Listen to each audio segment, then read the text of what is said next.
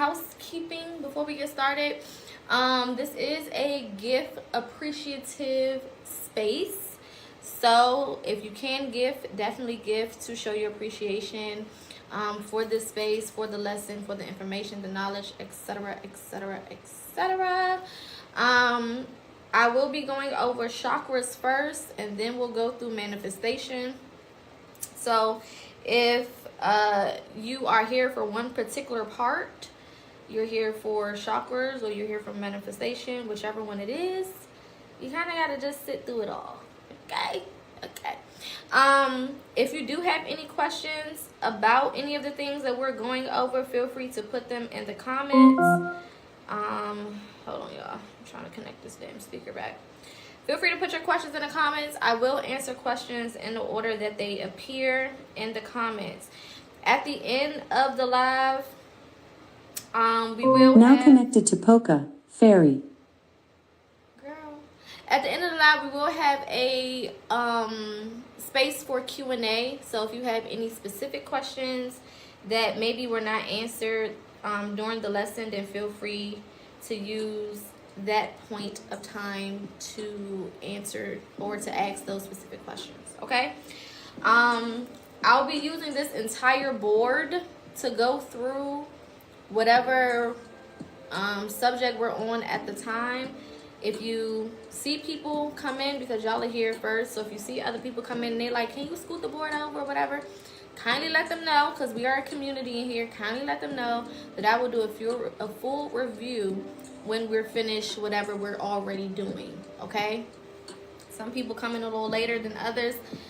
It's not a problem, but I can't stop everything I'm doing to review in that moment. Okay? So just feel free to communicate with the people who do come in a little later, how things are kind of working. Of course, do it with a nice attitude. Don't be nasty. Okay?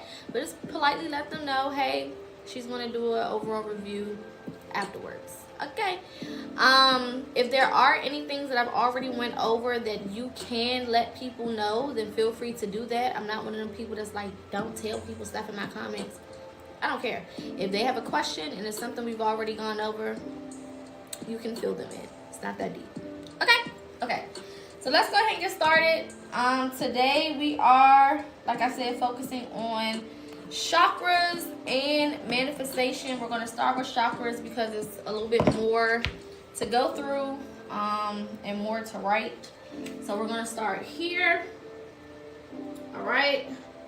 And let's start with what is a chakra. Okay. A chakra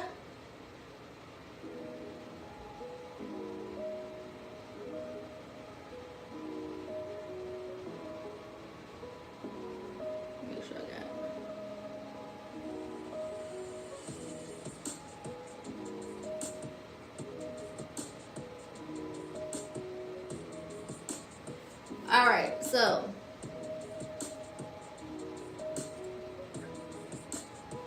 a chakra or chakras are energy centers located throughout the body.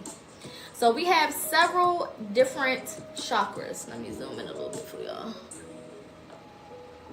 so y'all can get it. Okay, cool. So we have several different chakras. All right, we're going to be going through a little over 10. I know people are used to the 7 major or main chakras, but there are more than just that. So we're going to be going over all of them. Okay? These chakras basically regulate the energy of the spirit body and the physical body. Okay? As well as the emotional body. All right?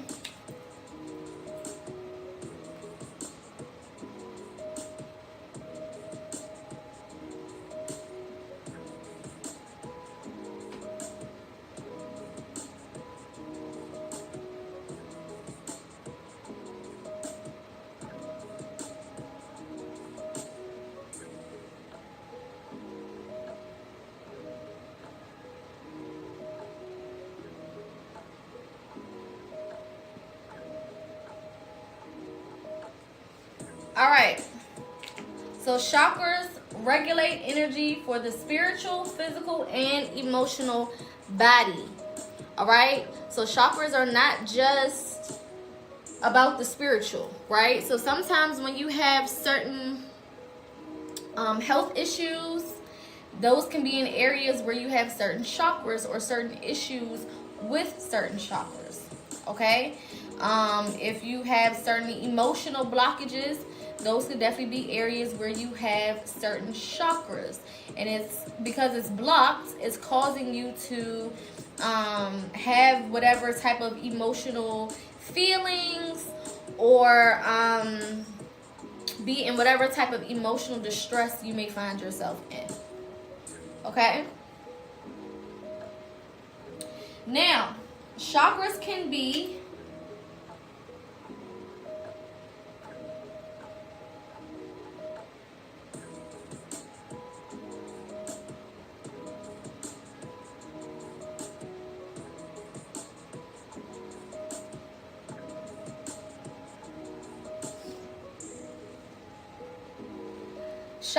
either appear balanced, which is when everything is aligned the way it's supposed to be, overactive, which means that that particular chakra is doing more than it should be doing, so now it's showing up negatively, okay?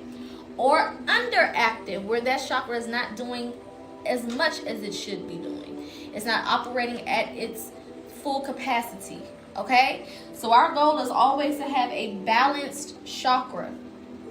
Now, with that being said, there are several different qualities or characteristics that go into if these chakras are balanced, or what they look like when they are balanced.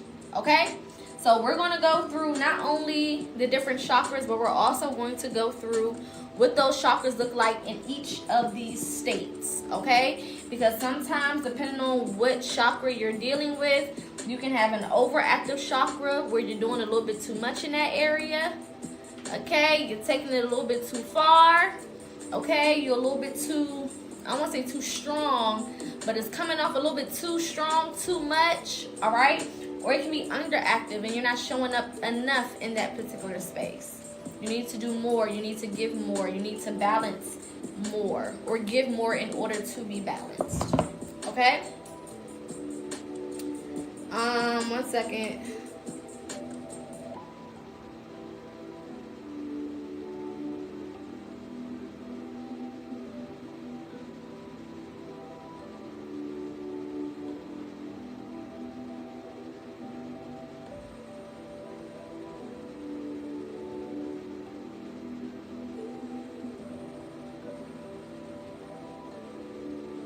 All right. So, quick review before we start going through these chakras. Chakras are energy centers located throughout the entire body. So it is not just the 7 that you're used to. It's not just the ones that you've been told about. It's not just, the chakras that you've heard of. There are several different energy centers, okay? Because they are energy centers. So these are places in the body where you intake energy. And depending on where you are, depending if that chakra is balanced, overactive, or underactive, is going to determine how you and your body processes the energy that is coming in. So your chakras are always in use. They're always working. They're always being used. Okay? So with that being said, if your chakras are either overactive or underactive, in whatever space that is happening, you're not going to be able to filter energy the proper way. Think of it as a filter, right? So if, I'm putting in certain things through this filter, right? It depends on what this filter is doing. If this filter is healthy, if it has all of the things that it needs, if everything is, working the way it's supposed to, then it will properly filter the water, right? But if those filters are fucked up, if it's holes in it, if it's, too closed where nothing can get in, or it's too open where everything gets in, or whatever the case is, then something needs to change in order for me to properly filter that water. Same thing with your chakras. Your chakras are filters for the body. They're energy centers that operate as filters. So whatever is coming in, whether that's a situation, whether that's energy you're picking up from somebody or something, whether that's energy you're getting from an environment, whether it's whatever it may be, those chakras are filtering that energy based on how healthy they are. Whether they are balanced, which is a healthy space, okay? When it's balanced, it's healthy, so you're good. You're filtering properly, right? If it's overactive, that means it's too open, right? It's too open to the point where it's too much coming in and you're not properly doing what you need to do with it, right? If it's underactive, it's too closed and nothing is really getting in or out. It's kind of shut down, right? So we're about to go through all of the different chakras. There are more than 7 chakras.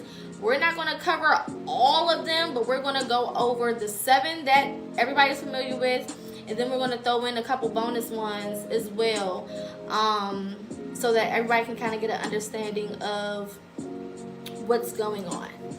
Okay, if you're just joining, this is a gift appreciated space, so feel free to gift as you see fit. We do have a live, a live goal right here, where, you know, if you want to contribute, you can definitely do so. Thank you and shout out to everybody who is already gifted and is gifting. It is much appreciated. All right, so let's get into these chakras. All right. Again, I'm going to go through everything first. So we'll probably use the majority of this board. And then I'll do a review. So we're going to start with the first, the major 7 that everybody is kind of familiar with. And then we'll go into the other ones. Okay? Alright. So let's get into it.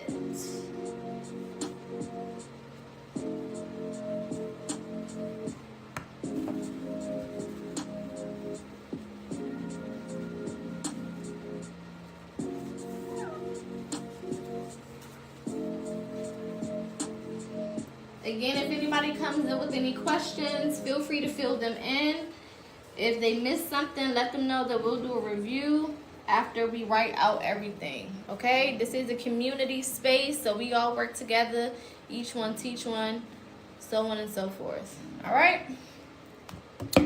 Alright, so we're going to go in order when it comes to the 7 main chakras. Alright? What's the first chakra? Let's see if y'all know y'all stuff. What's the first chakra if we're going in order?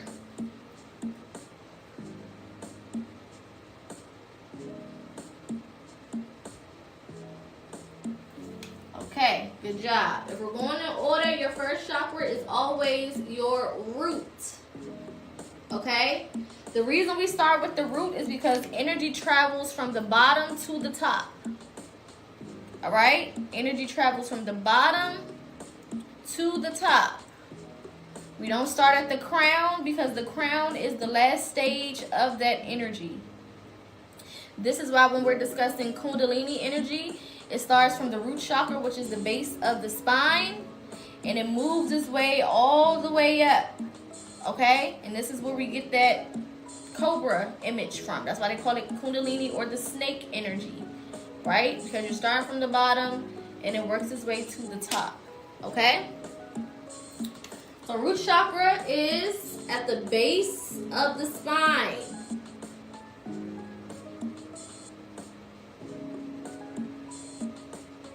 Okay? Base of the spine. If you put your hand at the base of your spine, which is here, okay? That's technically where your root chakra starts. Alright? Base of the spine. I said spine. Spine. Alright? The color for the root chakra is red. Alright? The element for your root chakra is earth. Your root chakra represents earth energy. Okay?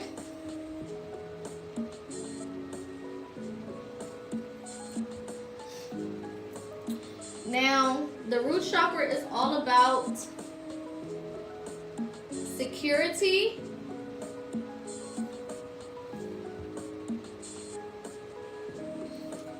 stability,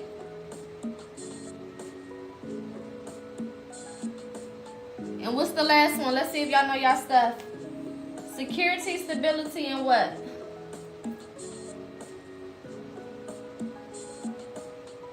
Let's see how smart y'all are.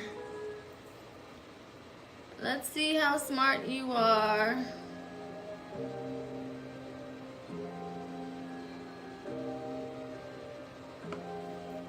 Good job. Grounding. Grounding is usually the most known quality of the root chakra. Okay? One of the most known qualities of the root chakra. Now, when your root chakra is balanced, what do we think a balanced root chakra will look like? What would be some qualities you think of a balanced root chakra? If my root chakra is in a place where it's balanced and it's working properly and everything is aligned the way it's supposed to, what is it giving? What are some of the words that come to mind? Look at the functions and then look at, good job. Good job, good job. Feeling secure, feeling safe, and grounded.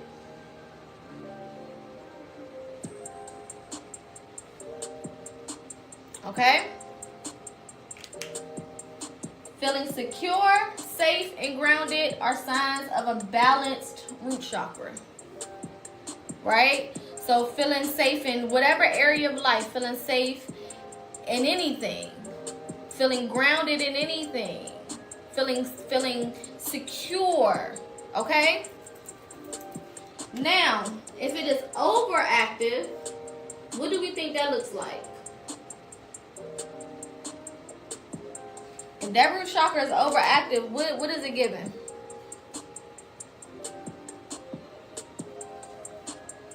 Okay.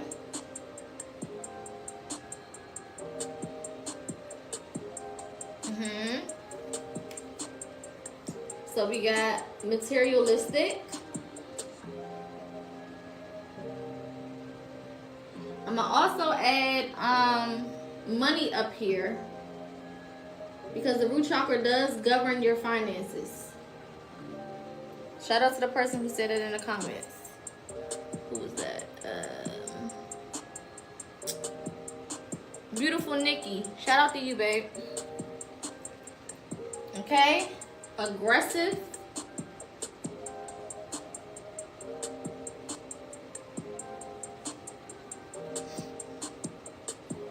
Controlling.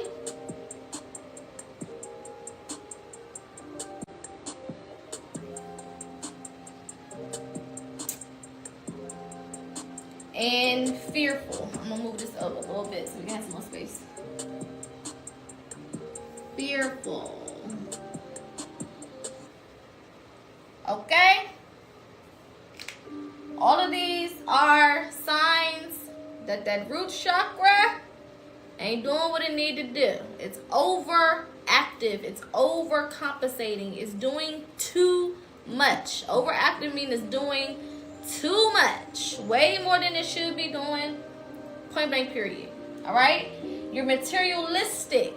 You're all about money and properties and material things and cars and clothes. It's the difference between liking those things. No one is saying you can't like those things.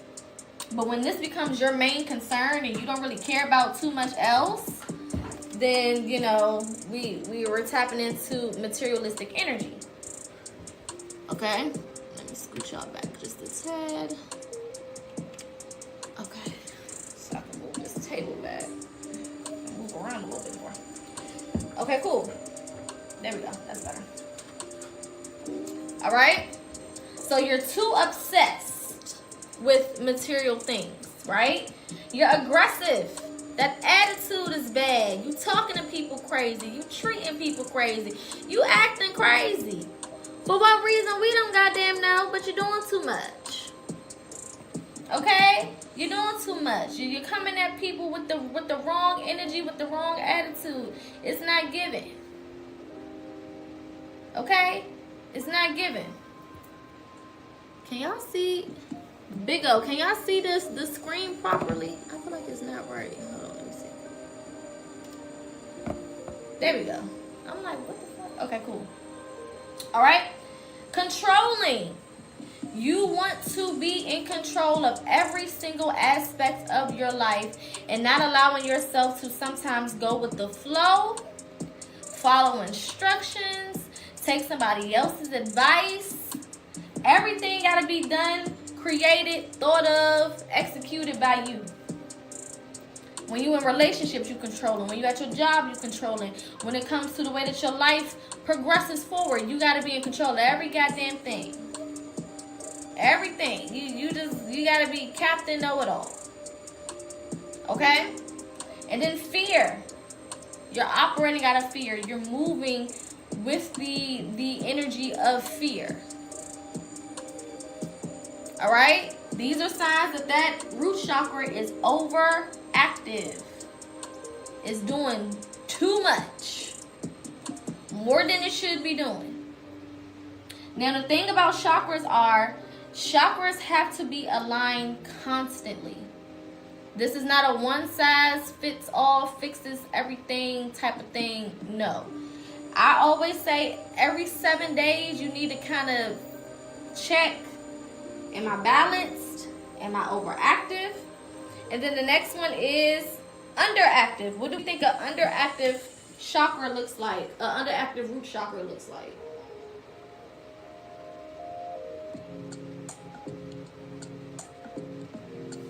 If it's underactive.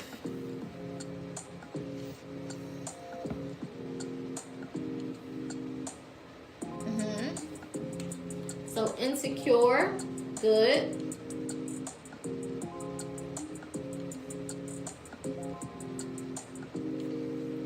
Financially unstable.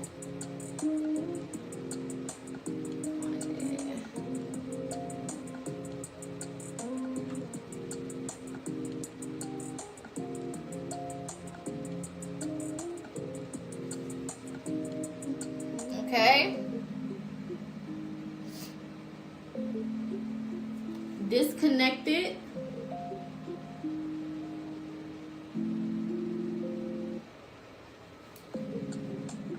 All right. You're all over the place. You're feeling insecure in yourself, in your abilities, in your life. You're not showing up like you should. You're not taking risks. You're not taking leaps of faith. You're staying in your comfort zone. Okay? You're financially unstable. Money is crazy. Money is all over the place. Money is not where it should be. Spending too much money, not making enough money, working jobs that do not fulfill you in some type of capacity. Okay? Got a hole in your pocket like the old people say. Pocket got holes in it, can't keep no money. Can't, regulate your bank account properly. And you feel disconnected. You feel detached from people, from things, from places and environments. You feel like you don't belong. Okay?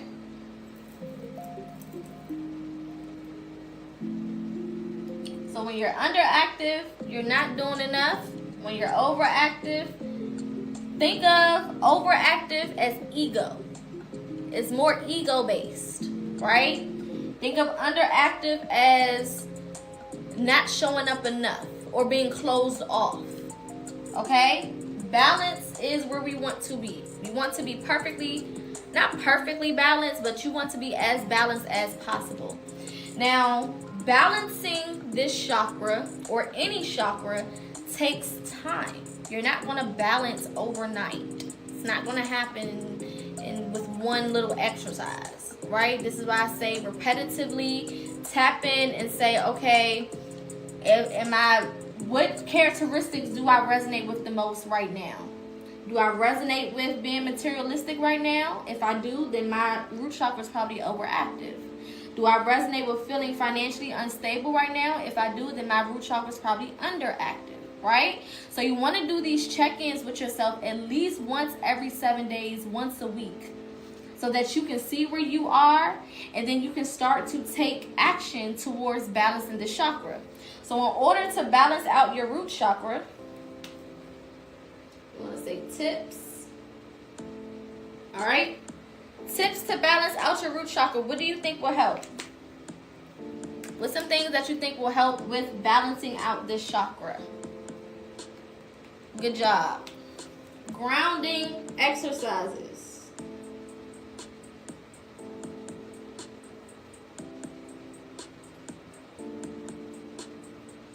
Specifically outside. Okay, so that's being barefoot, walking around barefoot, so on and so forth. Okay, another thing, yes, meditation.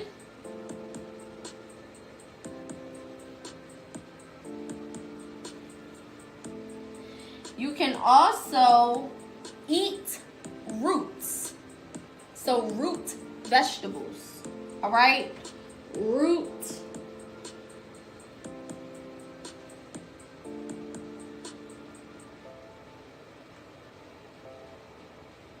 All right? Because you're going to take on the energy of that root. Okay? So these are just a couple of different tips. Shadow work will help you identify some of these as well. So yes, we'll add that here. Shadow work will help you balance all of your chakras. So we'll probably be adding shadow work to our tips for all of these, honestly. Okay? Yes, this will be on YouTube. So let's do a quick review and then we're going to move on. I think we'll do 4 at a time because that's how much space we got, especially if I'm writing this much. So yeah, quick review. All right, our root chakra is at the base of our spine. So if you take your fingers and you go to the base of your spine, right above your booty crack, that's your root chakra. Okay, that's where the base of your spine is, right above your tailbone. All right, it is represented by the color red. So you can wear red clothes when you're trying to connect with your root chakra. Red nails. This is why red nails, red lipstick has a financial benefit, because it's connected to the root chakra. I don't know if y'all ever heard about, if you wear red nails or you wear red lipstick or red outfit, it will attract certain financial opportunities or whatever. It all comes together, okay? Because red is representative of the root chakra. So you're attracting that financial stability to you, or those financial opportunities to you, okay? I love wearing a red lip. I feel like that's a DC girl thing. Anyway, earth. It is represented by the element of earth. So anytime you're thinking about how can I connect with this chakra, anything pertaining to earth will be beneficial. Whether it is the earth or whether it comes from the earth, okay? It's going to be beneficial to you, all right? The root chakra represents security, stability, grounding, and your coin. Okay? Yes, girl, big DC. Focus on that. Those are representations of the root chakra. Those are the characteristics of the root chakra. Okay? When our root chakra is balanced, we feel secure. We feel safe. We feel grounded. Okay? This is when you get into your earthly energy and you just like, oh my God, the birds just sound so good. And You know, I just want to sit outside and in the goddamn sun and just let it hit my face while I sit in the grass and, you know, whatever. Okay? Period. Girl, you are not too dark for red lipstick. Do you hear me? You just gotta find your shade. Everything is about the shade. There's so many different shades of red. Okay? And it's all about finding your shade based on your skin tone. But again, I'm from the city. Okay? Big DC. And baby, red lipstick is a staple. And it comes in all different shades, and all different shades of girls wear it. Trust me. And be banging it out. Do you hear me? Banging that color out, looking real good. Just find your shade. Just find your shade. That's all it is. Okay? You're not too dark for nothing. The darker the berry. Okay, period. Alright. When our root chakra is overactive, we're materialistic. We care about that money and too much. Right? We care about that goddamn luxury items. You know what I'm saying? We want the money, the cars, the clothes, the hoes, I suppose. And that's all we care about. Alright? You just so into the money, you're so into the materialistic things that you lose yourself. Okay? You become aggressive. That attitude get real nasty. Why? Because you're not feeling secure. You don't feel safe. And when a person don't feel safe or don't feel secure, they lash out. So if you're a little aggressive or you spent your life being very aggressive,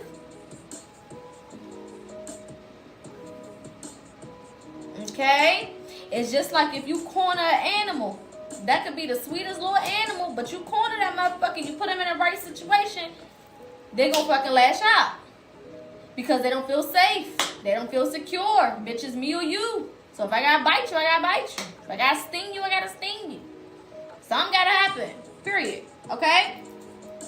Controlling. You want to be in control of every goddamn thing. Nobody can offer you advice. Nobody can tell you nothing. You know what I'm saying? Everything got to go your exact way or the highway. Everything in your life has to go according to this specific plan that you done made in your head. However long ago, however recently, don't matter. You know what I'm saying? You just in goddamn control. People gotta act the way you want them to act, talk the way you want them to talk, be the way you want them to be. Everything gotta come into your life the exact way that you feel comfortable, and if it don't, you gonna feel some type of way. People who are controlling, again, do not feel secure. This ties into childhood trauma. When you spend your life living out a reality where you don't have any control over and you're just subjected to opportunities or to experiences that you can't control, you become an adult who wants to control everything because you're afraid of being in that space again and being vulnerable and having shit happen against your will. So now you want to control everything. You become hyper controlling. Right? That's a shadow work issue. That's a root chakra issue. You gotta clean that up. You gotta clean that up. Alright? Because you're not supposed to control everything. Everything not supposed to go according to your plan, the way you want it, the way you wrote it. No. Okay? And just because you are stepping back and allowing situations to play out or allowing yourself to go with the flow, it does not mean things are not going to happen the way they're supposed to. It may not look the way you want it to look, but it's most definitely happening the way it's supposed to. And it's going to work out for your highest good if you just get out the goddamn way. You know what I'm talking about? Got in the way. Fearful. You scared. He's scared. You scared of the future.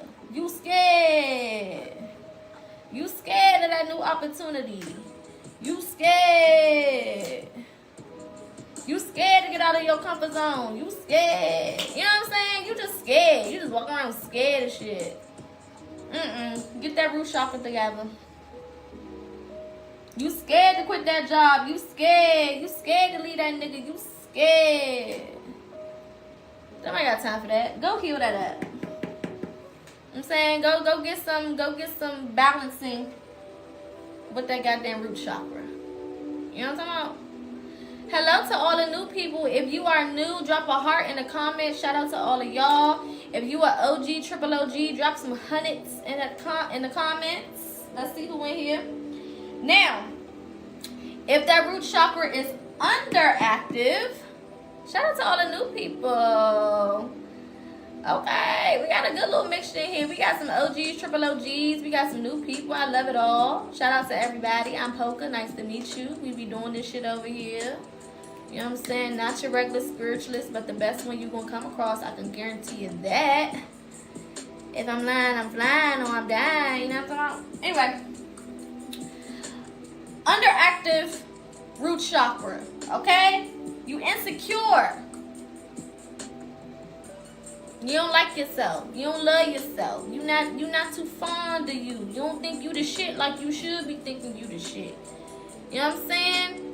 You not proud of who you are. You not living in your authenticity. You insecure. You trying to hide. You don't want nobody to see you. You in the house all the time. Okay? You financially unstable. That money is funny. Do you hear me? That money is funny. When that root chakra is fucked up, that money is fucked up. I guarantee you that. That coin, you can't keep a good coin. Bills is piled up. It seems like a whole bunch of shit that requires money start going wrong. You know what I'm saying? You just all over the place. Got holes in your pocket. Because that root chakra ain't it. That root chakra's not doing what it needs to do. Okay? And you feel disconnected. You don't feel any type of connection to yourself, to your environments. You know what I'm saying? Naja, did I make you a mod? Hold on, y'all. Give me a second. Hold on, I'm about to right now. She been here all the damn time. I thought I did it already, but I guess not. Okay?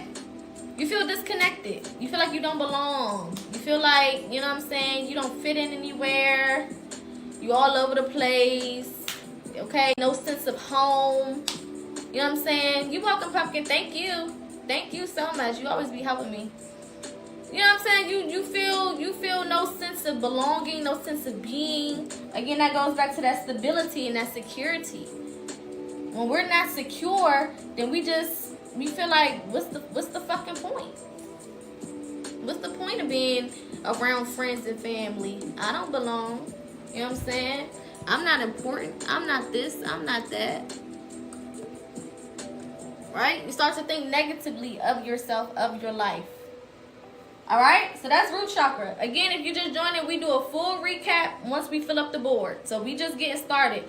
If you just got here, you ain't missed not much. Because we literally just started. Okay? So now we're going to move on to our next chakra. What is the second chakra? If we're going in order and the root is the first, what is number 2? I know that's right. I might not have room to write it down here. You might have to do 2 at a time. Alright. Okay. Next chakra is our sacral. Alright? Sacral chakra. Now, where is our sacral chakra located? Where is our sacral chakra? Where is our sacral chakra located? Not the cootie cat. Below the navel, you nasties. Okay? Below the navel.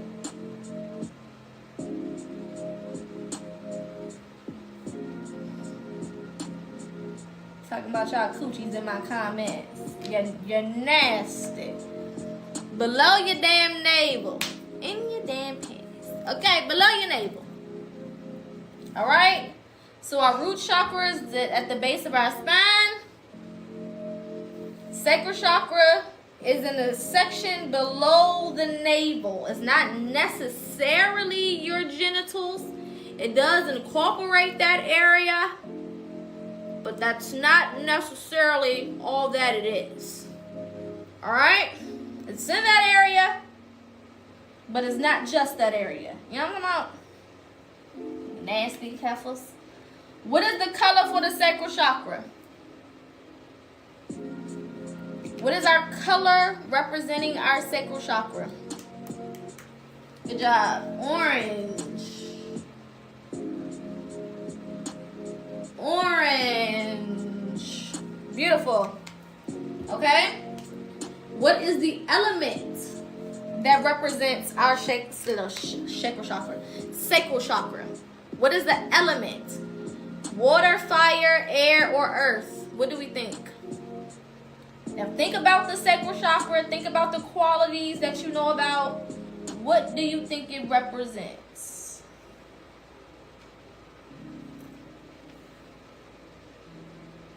I only see a couple people got it right.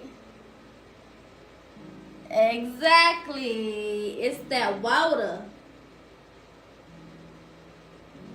It's a water element. It's not fire. A lot of people think that this chakra represents fire. It does not.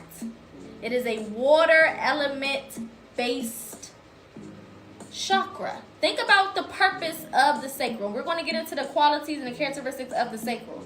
But when you think about it, you be like, oh, duh. That's why it's what it is. You know what I'm saying? Duh. We get it. Okay? So, sacral chakra represents creativity. All right.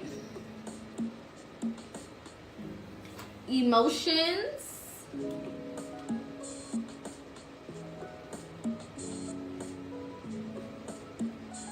And pleasure.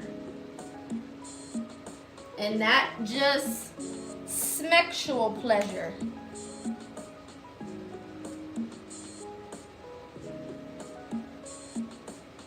Okay.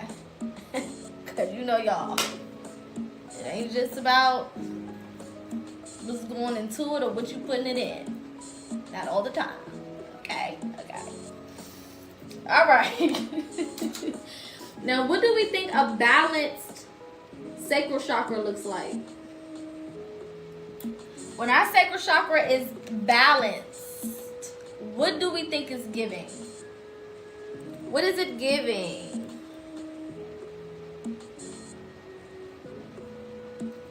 Yes, you are creative.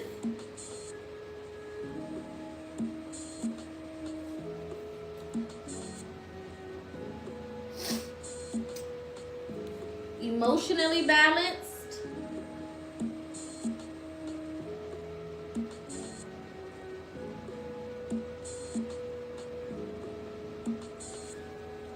And you have healthy relationships.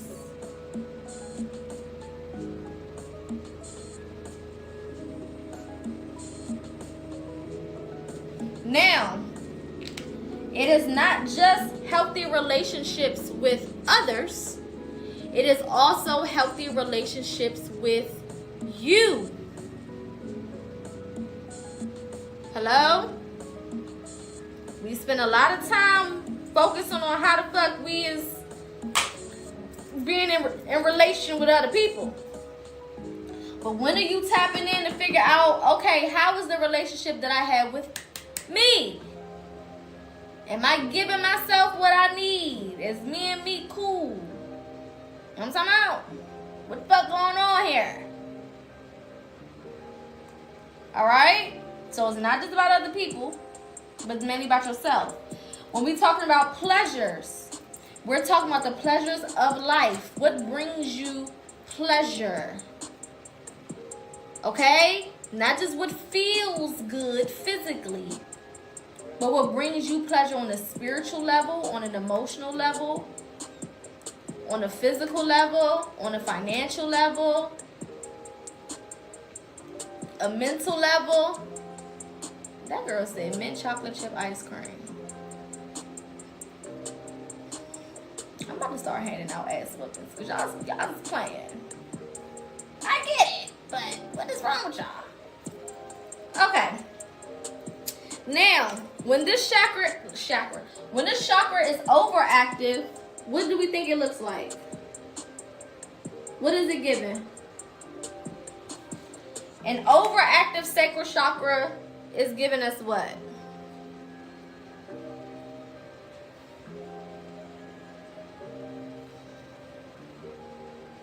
Okay. So we're going to say overindulgence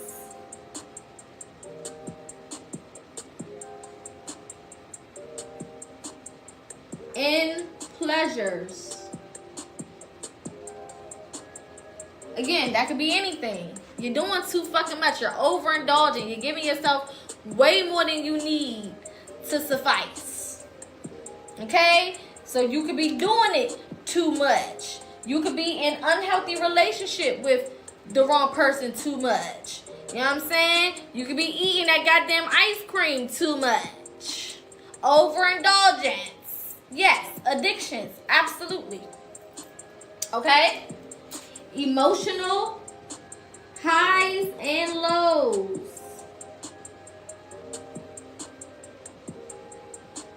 You don't got no control over them goddamn emotions. You're bipolar and not medically diagnosed. Your ass is just all over the place. Hormonally imbalanced. Emotionally imbalanced. You can't figure out if you want to laugh or cry. You don't know what the hell you got going on. Thank you so much for the beans. You have no idea. Okay? Another one that we often miss.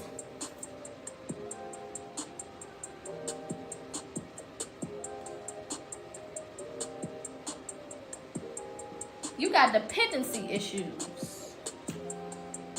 Ooh.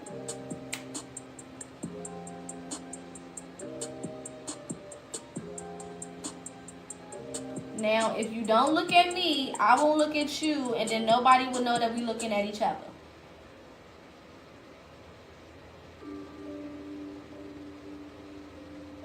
Okay? Just don't make it obvious.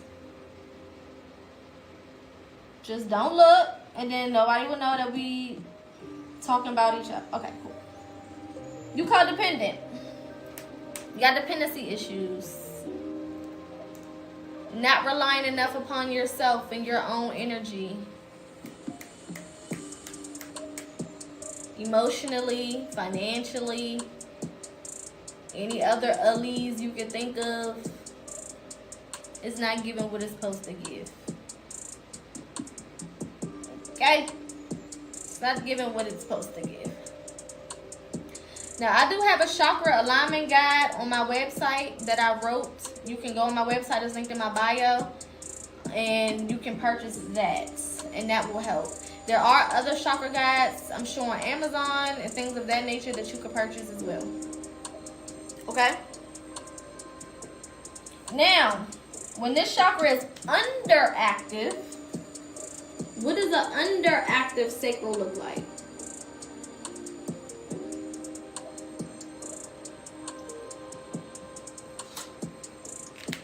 You're welcome, babe. If it's underactive, yes, I have ebooks available. I don't think I have an ebook for the chakra guide though, because it is a guide, so it's a participation right in type of one. So we got wrong side. Lack of passion. You ain't got no passion. You ain't got no drive. You ain't got no fight. You ain't got shit. You just ain't got shit. Okay? Low sex drive.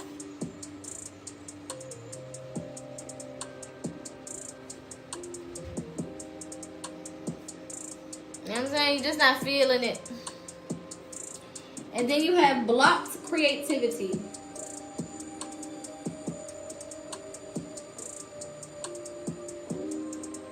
Can't come up with shit.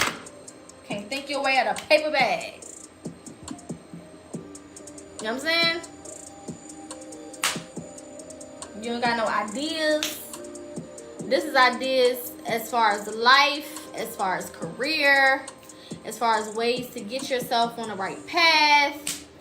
You just blank. You know what I'm saying? Ain't nothing working in that big old good brain of yours. You know what I'm saying? Your sex drive is low. You have no desire to fornicate. That's what we're going to call it, fornication. You don't want to fornicate. Now, there's a difference between having a low drive versus putting yourself on hold in that area. Or just not being in the mood. You know what I'm saying? Those are different things. This is a, if I wanted to, I can't.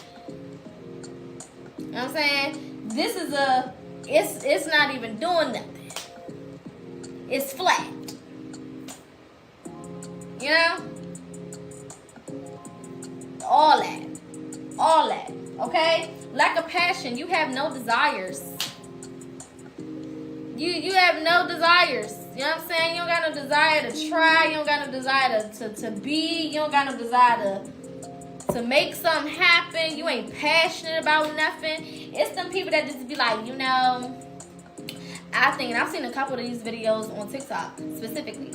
I think that, you know, I don't even really want to like have a career or nothing.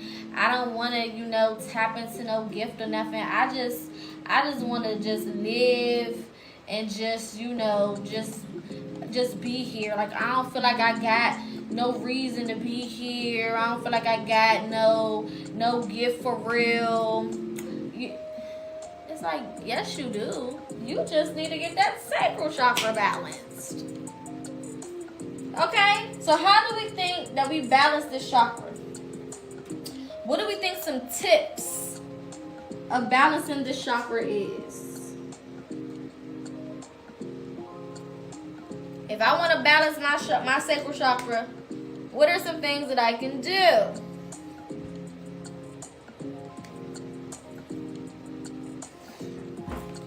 So meditation is always a given, and shadow work is always a given. So we're going to put both of those down just by default. Okay? Because on a more serious note, we want to put shadow work here because if you do have sexual traumas, this can and will block your sacral chakra. And sexual trauma don't always have to be SA or something like that.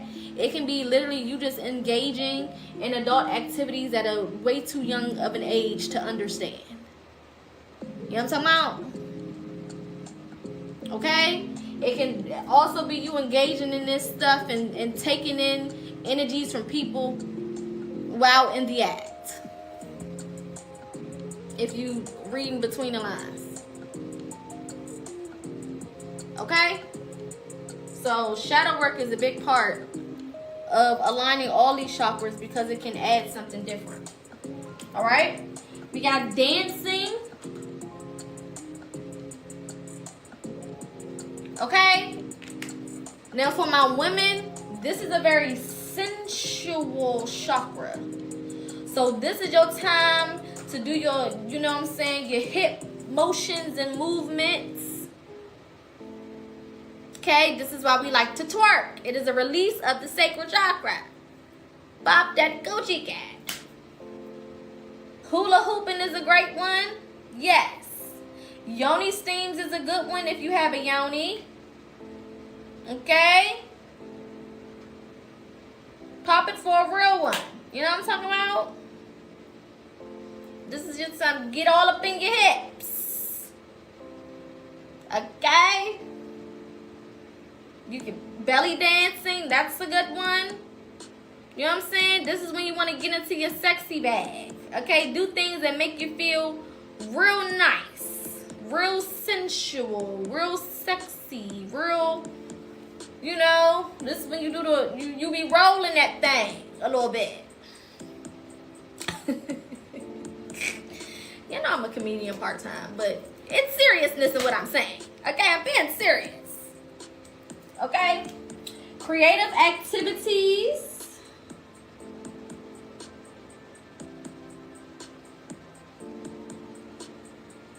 So that can be art, That could be, why are you typing out all my initials? What the hell? That could be art. That can be painting, writing a book, drawing, whatever. Okay? Don't matter. You name it. Okay? And then, of course, you can do your sacral meditations. So there are meditations based on the sacral chakra to help with the sacral chakra, okay? You can wear the color orange. Now, orange is my favorite color. Period. I'm an orange girl. All right? I used to be a purple girl, but then I upgraded to being an orange girl. All right? So when you put on orange, this is why when you are wearing orange, you get a lot more attention, but it's a certain type of attention. You know what I'm saying? If you ever put on, and black women look amazing in orange. I don't care what shade of orange, what shade of black you come in, baby. We look amazing in orange. Have you seen us in orange? Oh my God, when we put that orange on, it's something different. We look amazing, okay? But you put that orange on, the attention that you get is very, very different. You are looked at from a more sensual space. Your divine feminine is super active. Okay?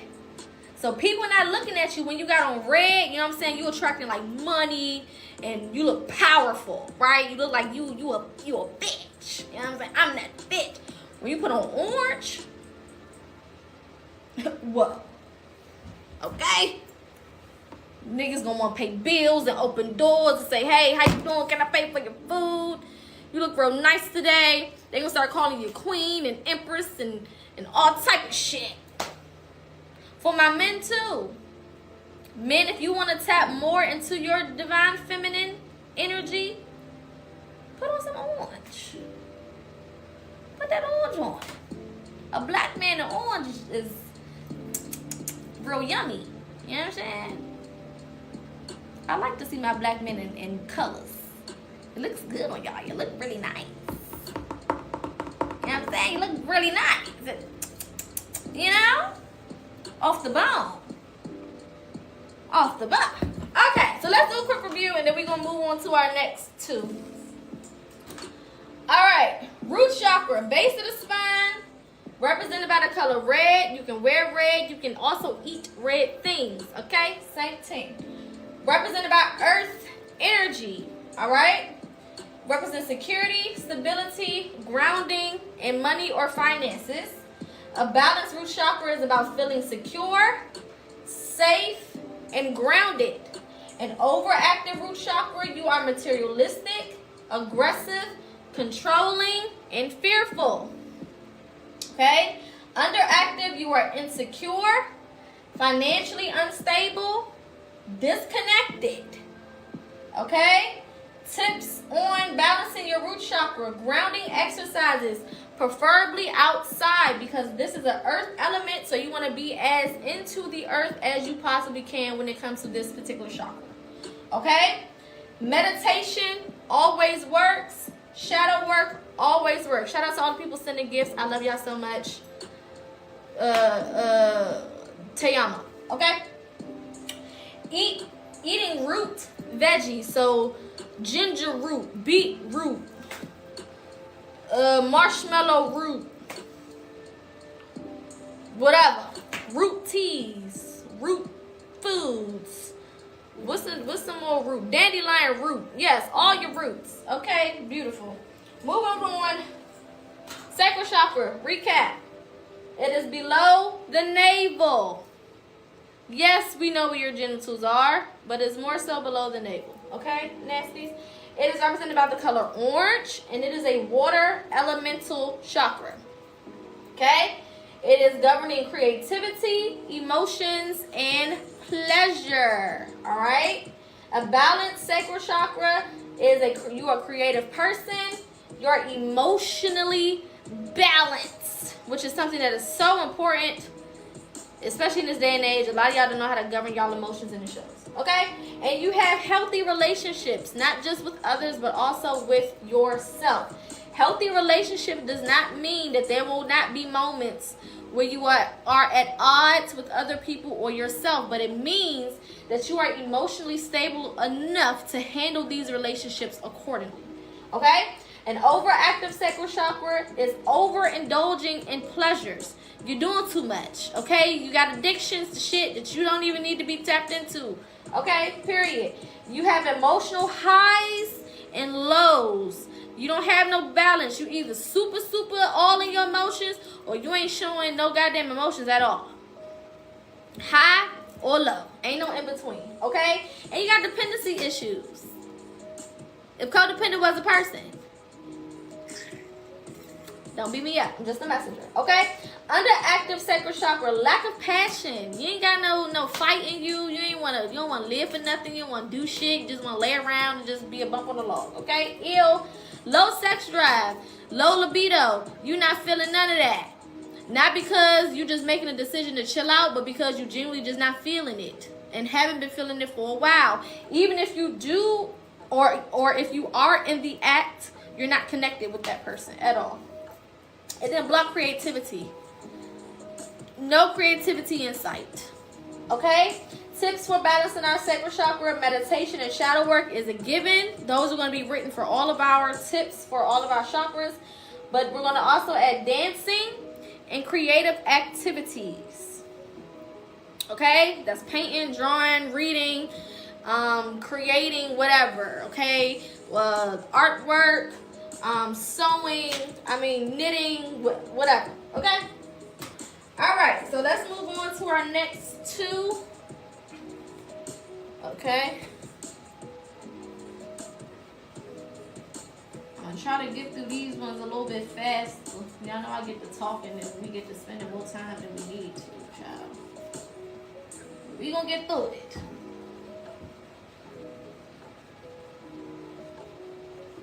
Alright. Again, this is a community space, so if you do see people asking some questions about things that we already went over, feel free to fill them in.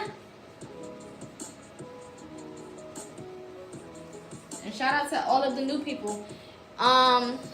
She's on some no-go slow. Girl, I'm going to be here for 16 hours. I'm a Gemini. Don't tell me to go slow. I'm going to be talking forever. And not run out of mouth minutes, like my mama said. Unlimited mouth minutes. Okay. What is our next chakra? We went through the root. We're going to order. So we did root. We did sacral. What is the next chakra? After our sacral is what?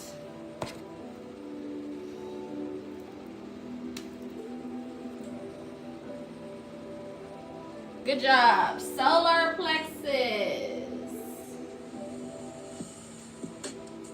Oops. The hell was I about to write? Our solar plexus. Okay? Now, what does the solar plexus, what color is represented by the solar plexus?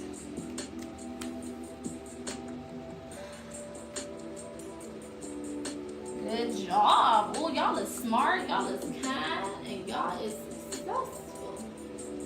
Yellow. Where is our solar plexus located?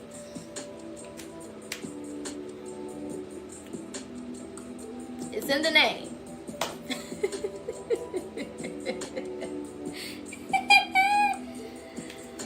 It's basically located where your solar plexus are, all right? But we'll just say the stomach area.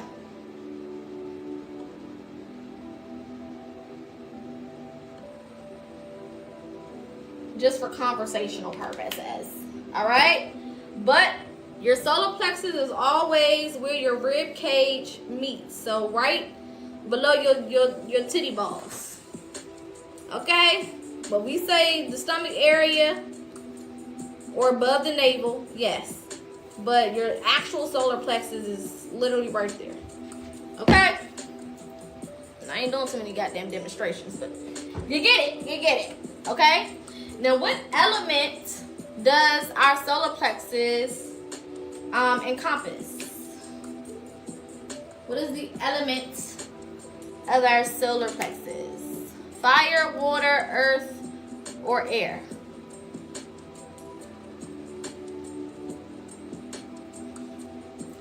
Good job. Good job. It is fire. Fat. That's fat. Okay? It is fire. Now, the reason it is fire is because of the qualities that this space possesses. So, what are some of the qualities of a solar plexus chakra? What is the function of the solar plexus chakra? Give me some words. Good job. Confidence. Most definitely. What else?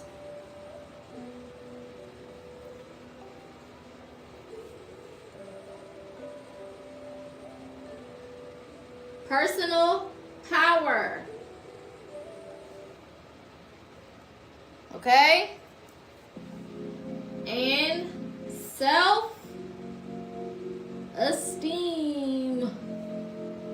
Esteem of your motherfucking self. Confidence, personal power, self-esteem. Okay? Period. Alright? When our solar plexus chakra is balanced, what does that look like? A balanced solar plexus chakra is what?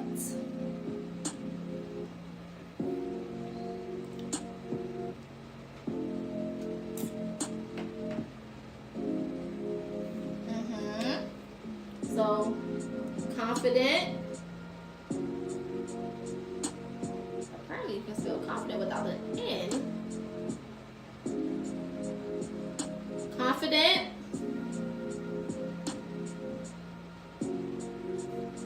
Bravery or brave.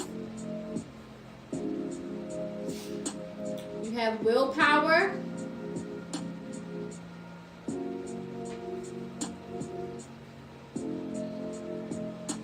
And you are in control. In control of yourself, of your emotions, of your being. You are confident. You know who you are. You ain't in no competition with nobody. You know what I'm saying? You ain't here to go back and forth. It is what it is, baby. I know who I am. I'm confident in that. You ain't trying too hard. You don't gotta act like somebody you're not. You know what I'm saying? You are secure in yourself. You are confident.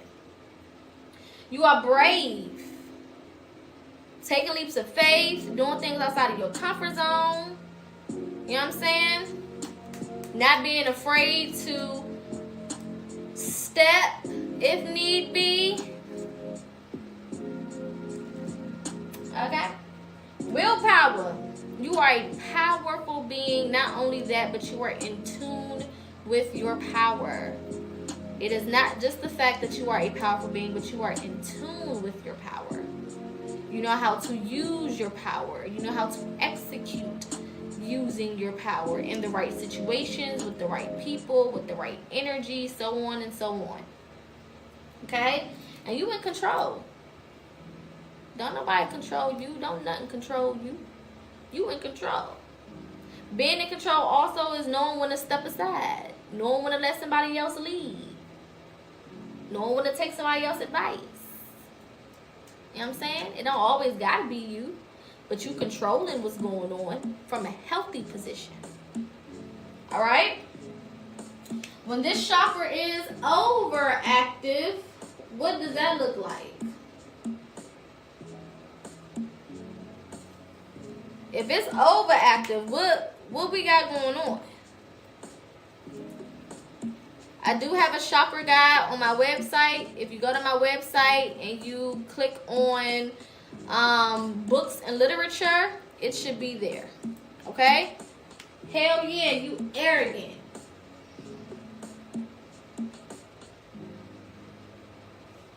Your nasty ass attitude. Okay? You got controlling behavior.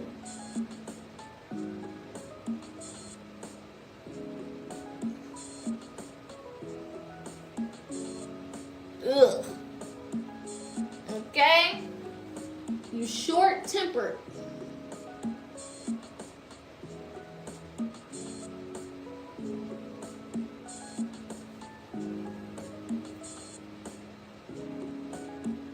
Okay?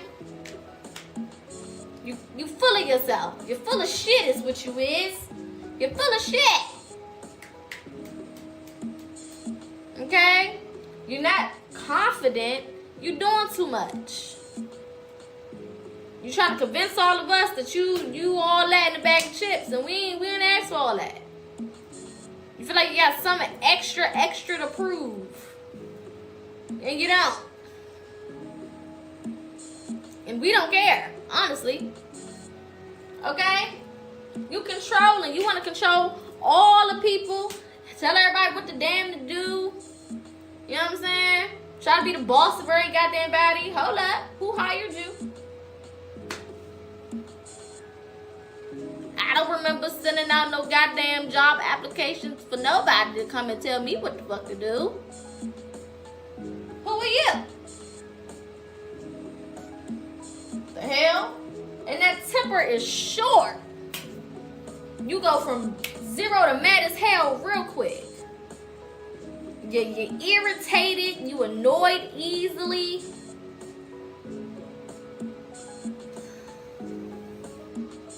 It's like, calm down. It's not that deep. It's not that serious. Taking things to the extreme and it don't gotta be all that. You know what I'm saying? Doing too fucking much. By the way, quick sidebar, I am doing a spring equinox preparation mentorship next month. We know we go into the spring equinox, which is the official new year. So I'll be doing a collective mentorship where it'll be not just a one-on-one, but we'll be doing group classes and courses and lessons and things of that nature. If you are interested, you can click the link in my bio and go to my website.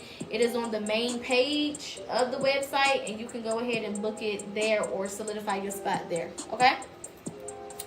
All right. What does this chakra look like when it is underactive?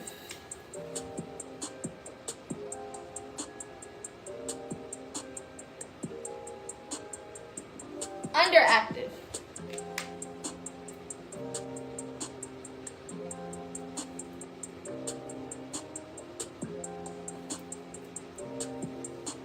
Okay. So we're going to say low self-esteem.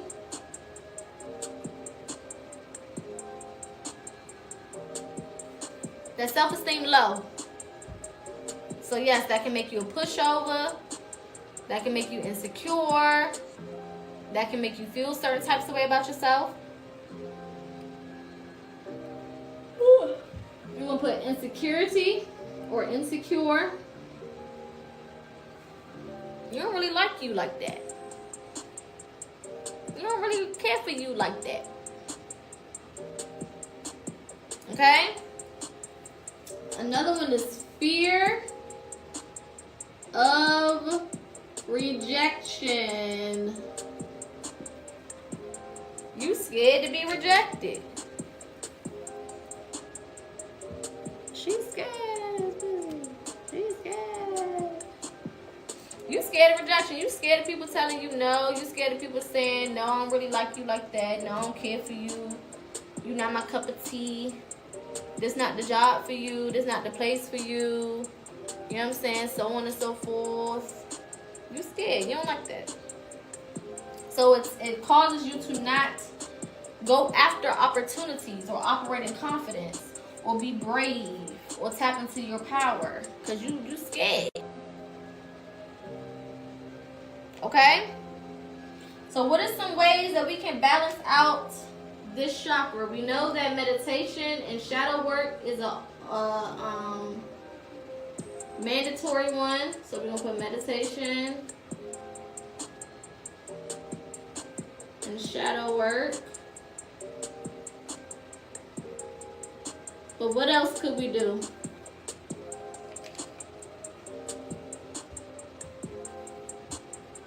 You can wear the color of the chakra. So yes, you can wear yellow.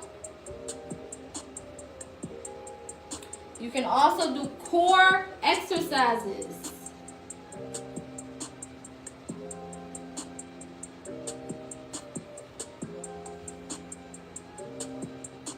You can do affirmations. Good job.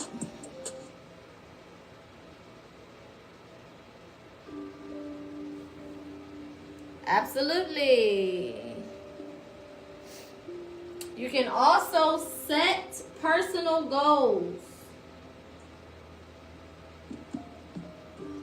This is going to help with your confidence.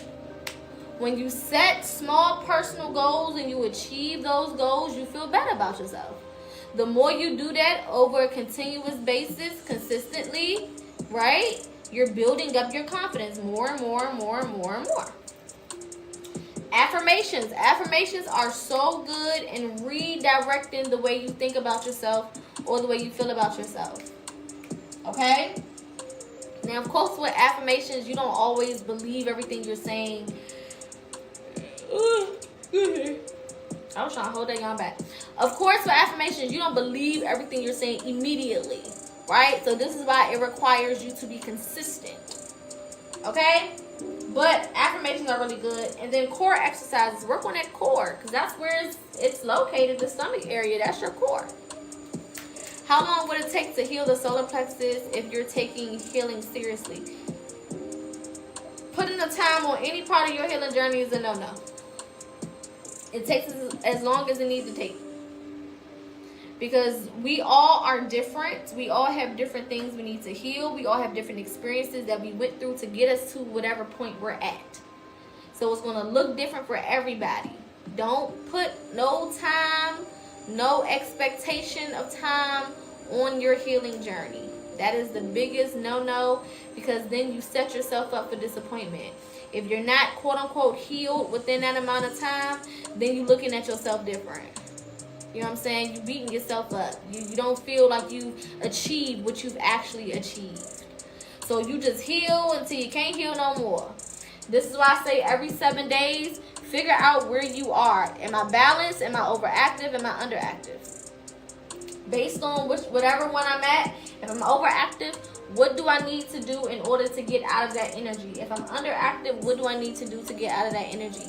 Do that every 7 days, and you won't even be thinking about how long it takes. You'll just be focused on what? Personal growth. Okay? Yes, healing is a lifelong thing. We'll always be healing. Always, always, always. Healthy people always heal. Alright? Alright, what is our next chakra? We did our root. We did our sacral. We did our solar plexus. What comes next? What comes after our solar plexus chakra? That's right. It is the heart. The heart. How beautiful. And where is the heart chakra located? Where is our heart chakra located on the body?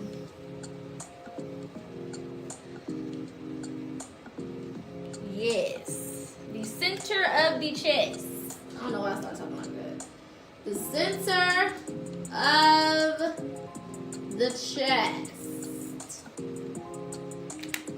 The middle. Right in the middle of them boobies. Them tatas. Okay. Alright. That's enough. What is the color that represents the heart chakra? What is our heart chakra color?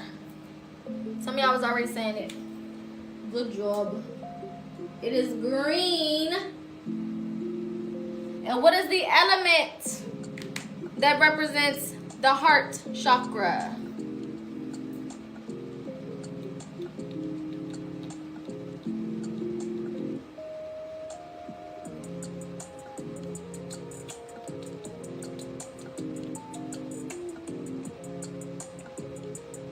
y'all.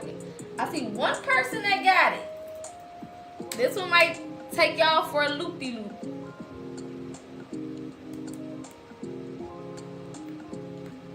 Yes, it is actually represented by air.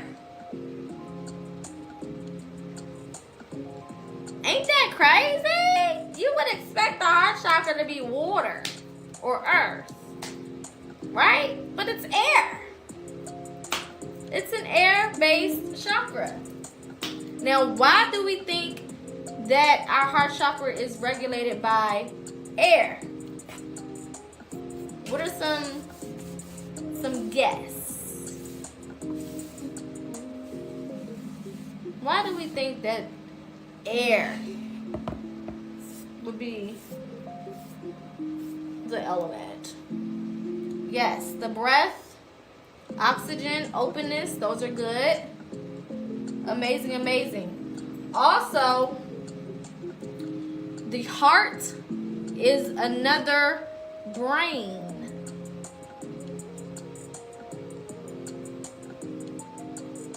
The heart is another brain. Right? The heart goes off of what it thinks, aka feels. So this is why people say think with your heart.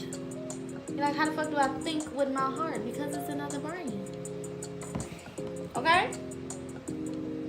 Now, what are some of the functions of the heart chakra? What are some of the characteristics or functions of this chakra? What does it represent?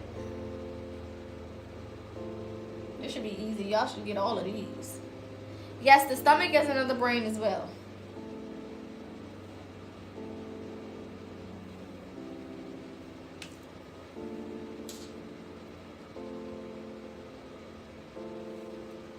Love.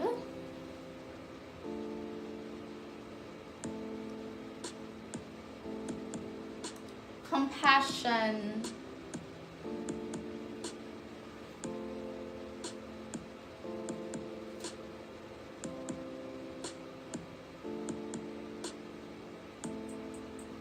Emotional healing.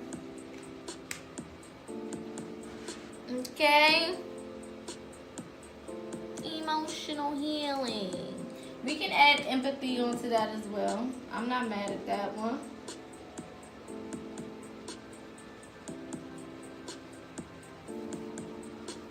I'm not mad at that one. Alright? So based on this, what does a balanced heart chakra look like? When that thing is balanced and is doing what it's supposed to be doing, what do that look like?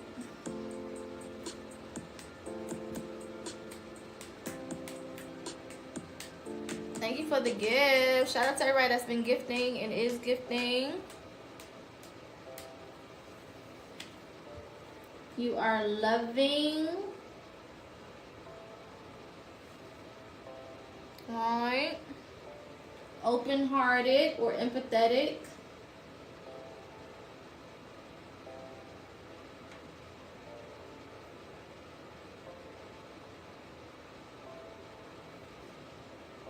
Okay.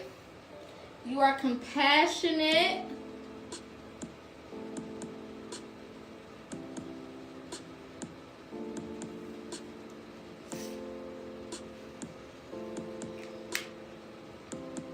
Okay. Now, if it is overactive, what is it giving?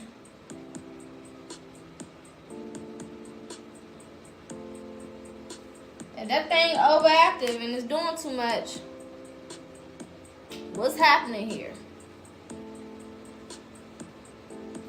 Thank you, Bruce. So, overly emotional.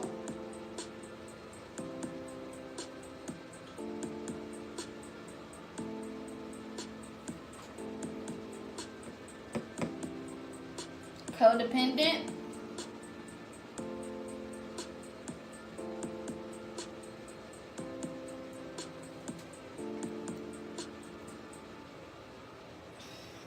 People pleasing.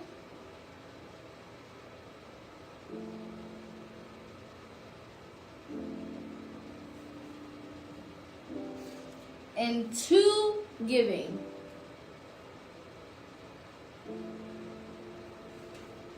You're just doing too much.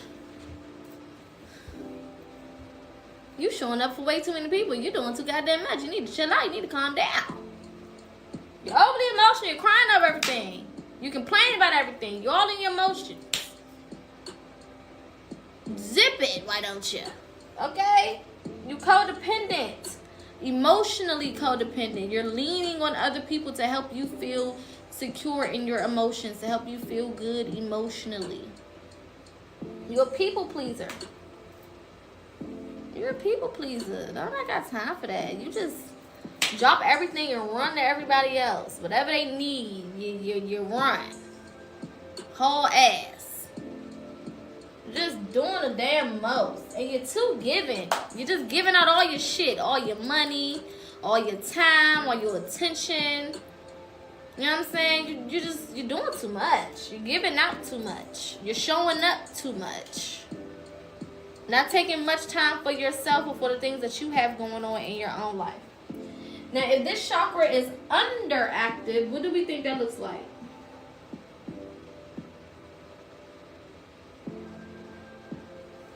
If it's underactive.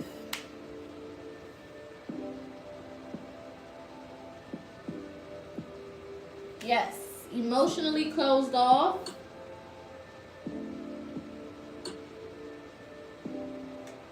Or unavailable.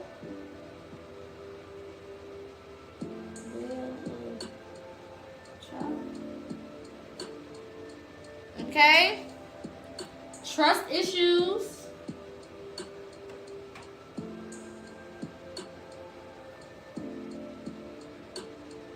Oh, trust issues. Oh, trust issues. Thank you, Bruce. Oh, trust issues. Thank you, Bruce. Shout out to you. Okay? And you hold grudges.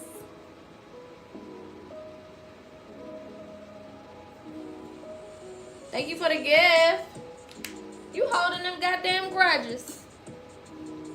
Not letting shit go.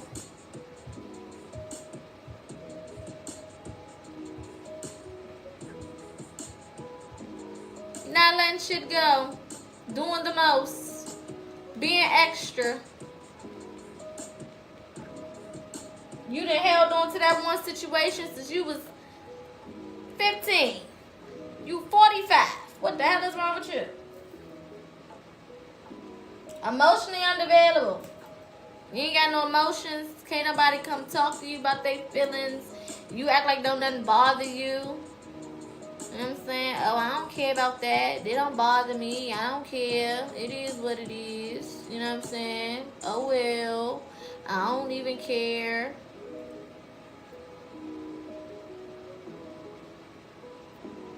Trust issues. You don't trust no damn body for nothing. You don't trust nobody for nothing. I mean nothing. You don't extend any type of trust. And this doesn't mean not allowing people to prove themselves as being trustworthy, because you shouldn't just be out here trusting anybody. But in the moments where you should be extending trust, you don't. Alright? So what's some tips for us to balance out the heart chakra? We know that meditation and shadow work is a given. So we're going to write that.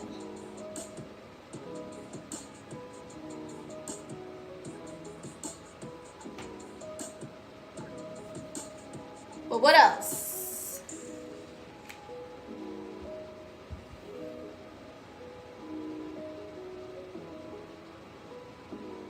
So we're going to do self-love exercises.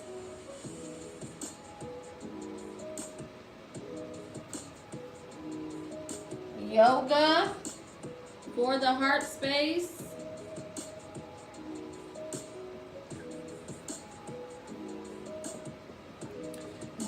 gratitude exercises.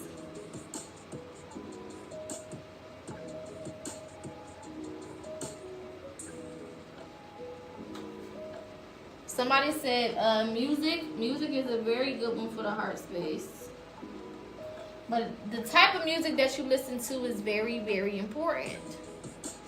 You don't want to be listening to, no low vibrational shit when you're working on that heart space. You want to be listening to loving music, jazz, something that's going to uplift you, make you feel good. You know what I'm saying? Thank you so much, Bruce. I appreciate you. Okay?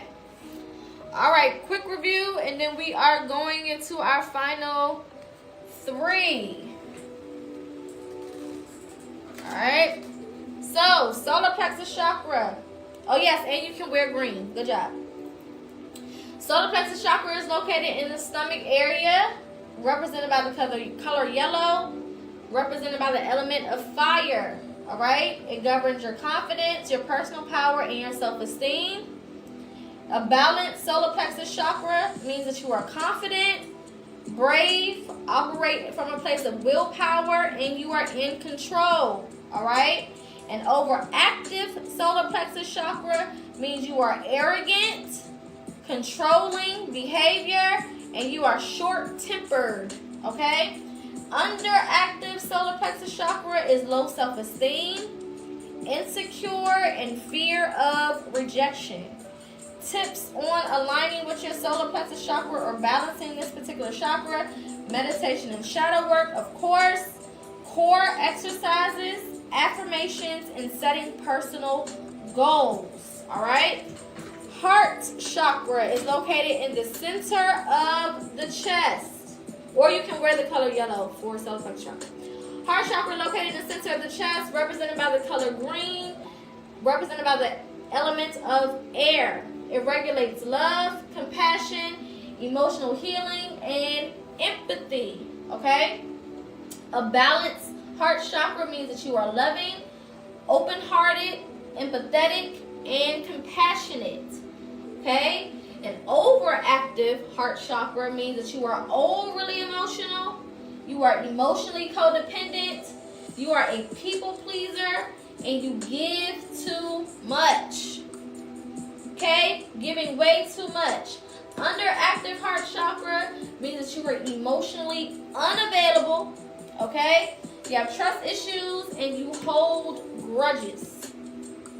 Tips on activating or balancing out your heart chakra: meditation and shadow work, of course. Self-love exercises, yoga for the heart space specifically, and gratitude exercises, as well as high vibrational music or music with the sound frequency of, is it 4, what's the heart frequency? Is it 412 or 420? What's the heart frequency? Put it in the comments. I don't know why I'm having a brain fart right now. Alright, so we're about to move on to our next ones. 432. Thank you. I don't know where my brain just went. It left the premises for a second for sure. 432, the frequency of the heart. The heart space or the earth frequency, okay?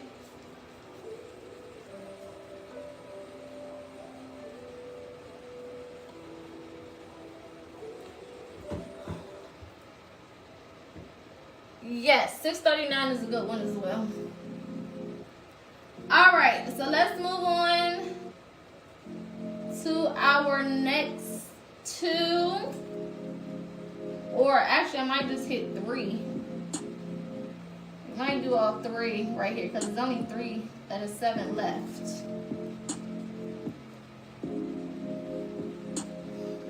I'm doing on time, but we're good on time. Okay, cool beans.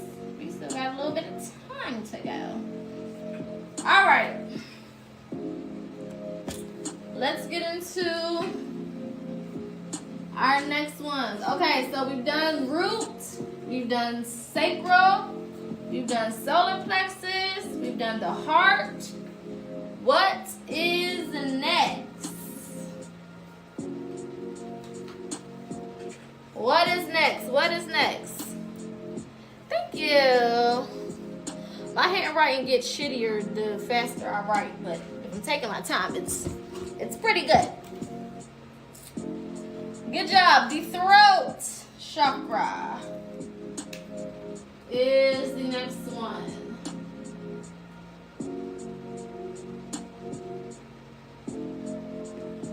Throat chakra is next. I'm going to try to keep it so that we can get through the next three. Alright? Throat chakra is located where? Everybody should know that. In the throat. That's the easiest one to remember. The throat is in the throat. Simple, okay? Now, what color does the throat chakra represent?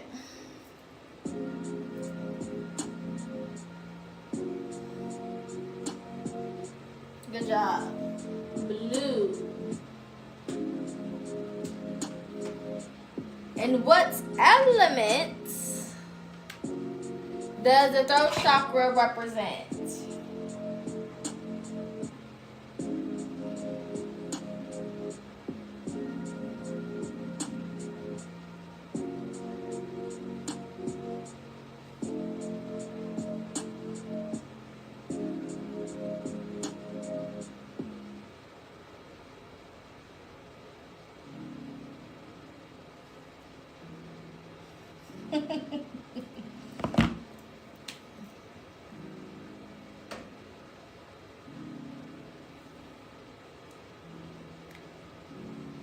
Sound.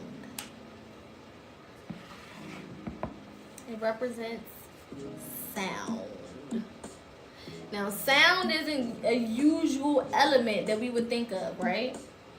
But the throat chakra represents sound. Okay? AKA frequency, AKA vibration. All right? What is the function of the throat chakra? What is the function? What does the throat chakra do or govern? Communication.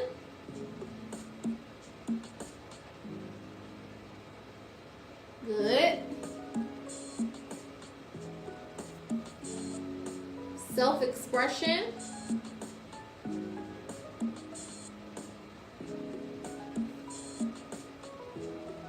And truth, bitch. Said what I said. Is what it is. You know what I'm talking about? The truth. Speaking your truth. Articulating your truth. Okay? I see some people saying air.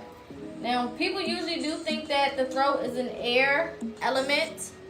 Some people may think that it is, but it is more accurately depicted with sound.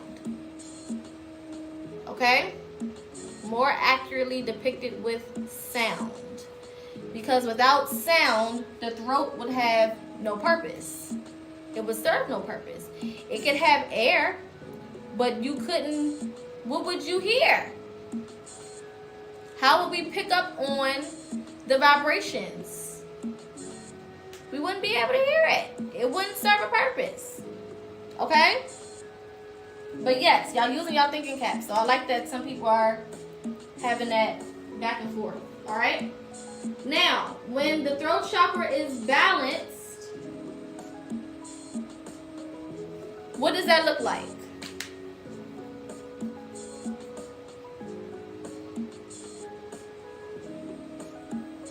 Thank you. I'm glad y'all enjoying it. Balanced throat chakra. What is it giving? We're going to say clear speech.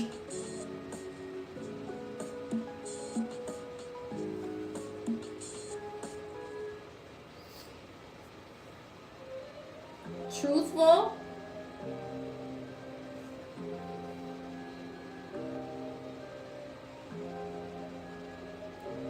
and this one may be a little doozy, but you're a good listener. Because you gotta know when to do what. Shut the fuck up. You gotta know when to zip it. And the only way you can do that is if you close your goddamn mouth. Okay? So someone with a balanced throat chakra is also a really good listener. Because they know when to speak. You know what I'm saying? When to offer information, when to offer advice, when to offer truth, and then when to be more reserved, when to hold them, when to fold them, when to walk away, when to run. Okay? Now, if that throat chakra is overactive, what is it giving? What is that thing giving when it's doing too much? When that thing is doing too much, what is it? What is it giving? Yes, you talking too much. So we're gonna put talkative. I can't tell you how many times I done got in trouble for that. As a Gemini, I feel like being talkative is just a part of our nature. So you're talkative. You're dominating conversations.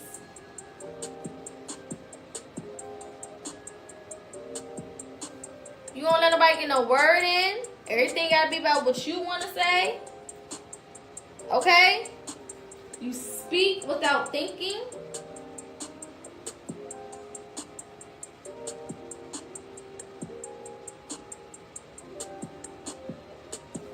You just talking. You ain't think about the repercussions. You ain't think about how it can make somebody else feel. And one of the things that I used to do, and still have to catch myself from doing, right, is you be like, well, I'm just telling the truth. It's just the truth, you know what I'm saying? If you can't handle the truth, then that's a you problem. But I'm just giving you the facts. I'm just telling you like it is. I'm just giving you the truth. No, you're being nasty. That's what you're doing. You're being real nasty, real rude. Nobody can pick up on the truth of what you're saying if you're saying it in a certain type of way.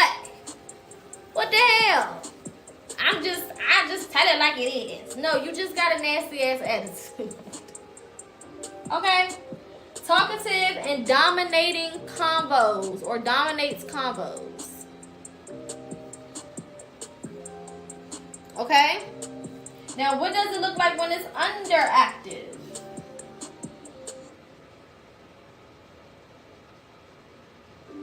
When that throat chakra is underactive, what do it look like?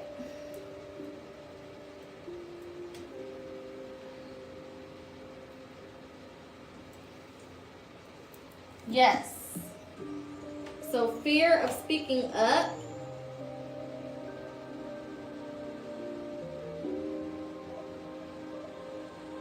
What else?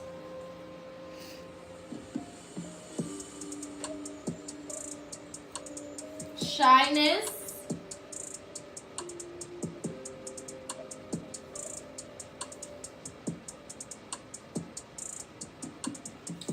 You have trouble expressing yourself. I'll put trouble with expression or self-expression.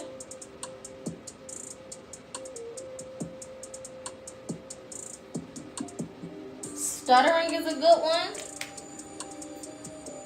Good job. That's a really good one. You could be timid. Yes. You could be passive. Okay? Yes. Yes. Throat tightness with expression. Yeah, so all of your chakras can have physical effects if they're not tended to. So you can have throat issues, thyroid issues, for sure. Okay? It is, I noticed that my stuttering left and I started working on the chakra. Yes. Absolutely. Absolutely. Everything starts off spiritual and then it starts to reflect itself in the physical when it is not addressed. So what are some ways or some tips that we can go ahead and start balancing out this chakra, this throat chakra? We're going to put meditation on there. We're going to put shadow work on there. That's a given. But what are some other ways?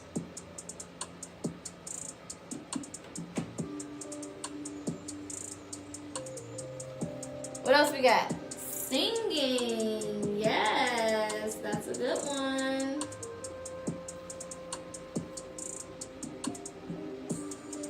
We're going to put chanting.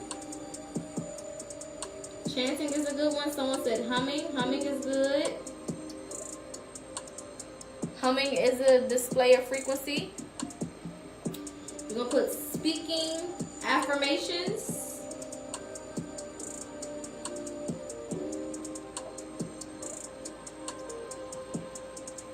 Okay.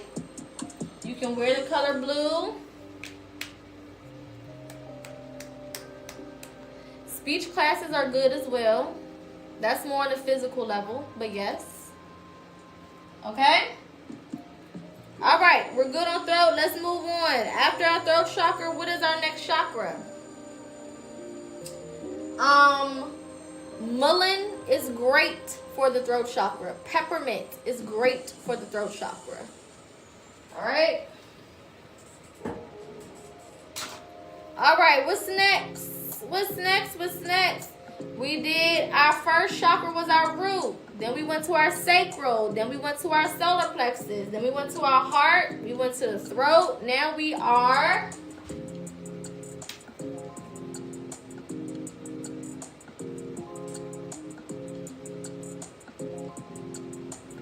third eye. Where is our third eye chakra located? I'm going to do a full review when we get finished. So if you need me to go back, just hold your horses for a second, okay? We got to go through third eye. We got to go through our last one, and then I'll do a full review of the board. All right? So we put between the brows.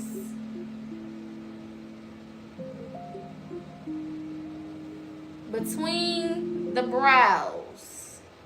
Not necessarily the eyes, because the eye is here. More so between the brows and that midsection right there. What is another word for third eye? I see somebody already put it, but let's see if everybody else knows. What is another word for our third eye chakra? Or what is the physical body word? Good job. Pineal gland.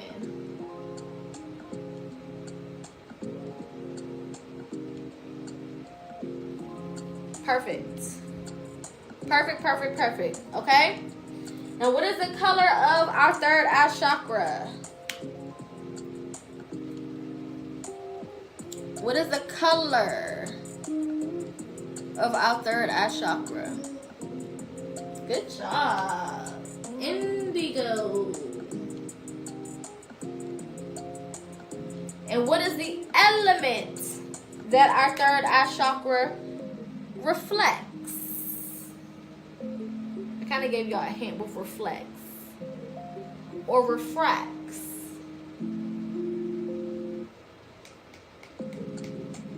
Let's see. It's not one of the four elements that we're used to. Okay, somebody got it. Let's see if somebody else get it. Okay, great. Y'all is smart. Light. Good job. Light. Light. Alright? Alright, what is the functions of the third eye? What are some characteristics of our third eye chakra?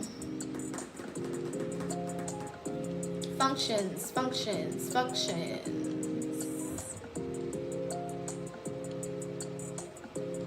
I seen one of them in the comments already. Good. Intuition.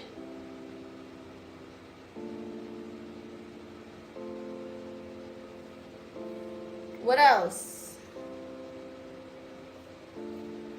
Insight.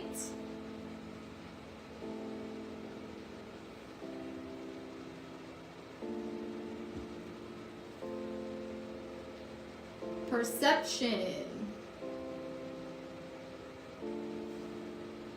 Okay? All right? Yes, so your third eye is most definitely a chakra. Absolutely, absolutely, absolutely. Yes. So, what does a balanced third eye chakra look like? Shout out to everybody that's been gifting. Shout out to everybody that's been following. Shout out to everybody that's been commenting and liking. It is most definitely appreciated.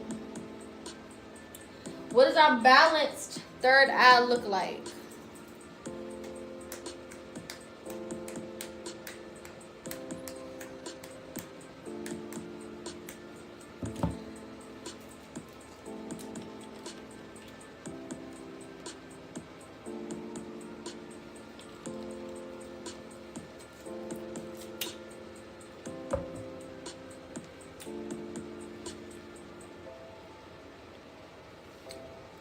Okay. So, strong intuition.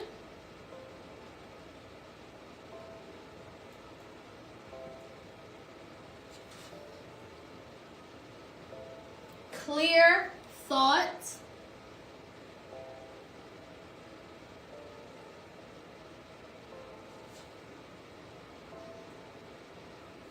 Inner wisdom.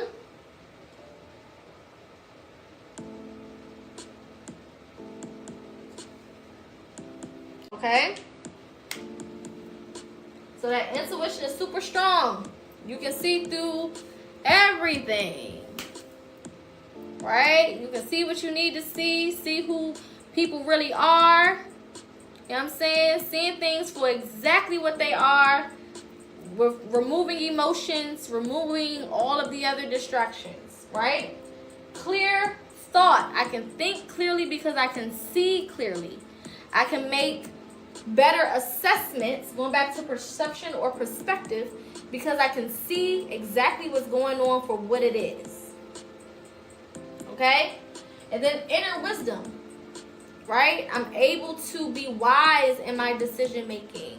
I'm able to make wise decisions or think of wiser options or just move with a sense of wisdom because of the fact that I can see things and I have that intuition. I can trust my gut. My gut is going to tell me what to do so that I can make wise decisions and choices. Okay? When it's overactive, what does that look like?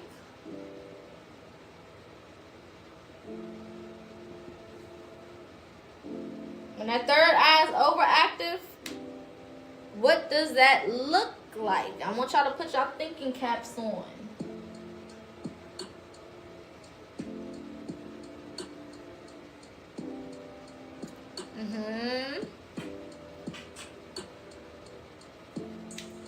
So we're going to put paranoia. You paranoid. Paranoid, baby. Overly analytical.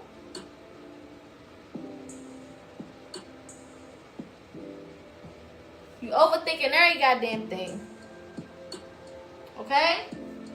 Another one is hallucinations.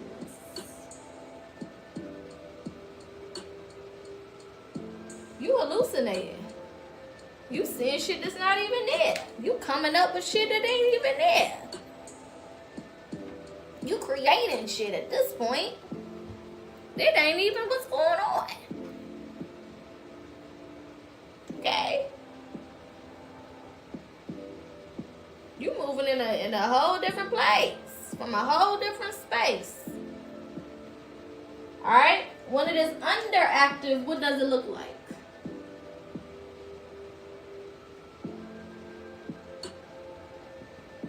Underactive third eye.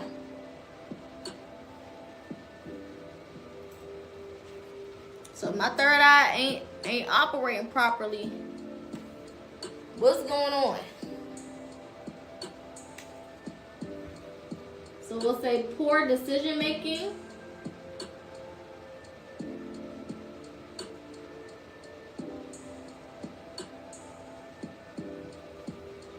right?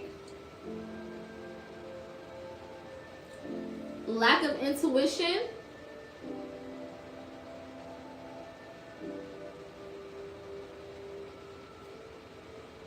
Or not trusting your intuition.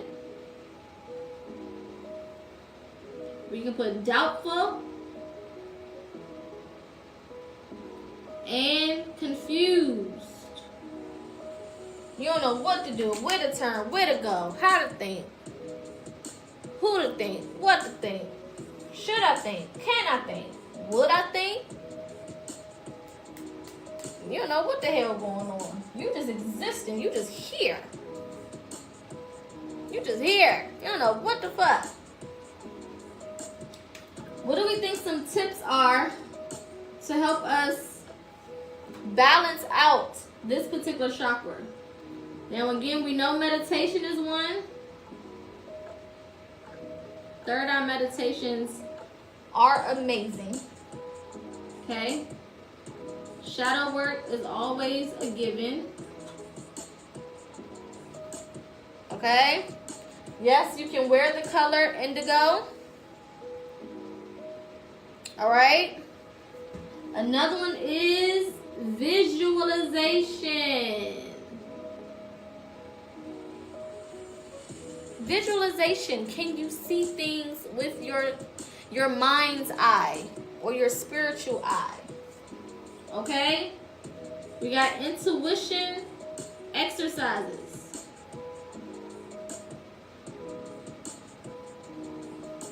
Intuition exercises are really good as well. Okay? So that can look like, you know, those videos where they be like, I'm holding two items in my hand. One is purple, one is black. Which one is this one? You know, you be like, let me think. Black, right?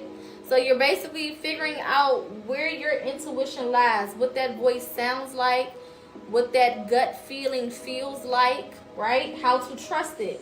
Another intuition exercise is whenever you feel like your intuition is telling you something specific, write it down and then do it. Okay? Write down the date. Write down the thing that your intuition is telling you to do, and then go ahead and do it. If that thing works out the way that you saw it, then you can come back and be like, this is what happened, right? If it didn't go that way, then you know that that wasn't your intuition.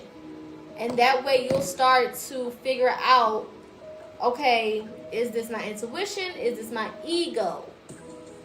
Because sometimes those two voices can get a little confusing. You make mistake one for the other.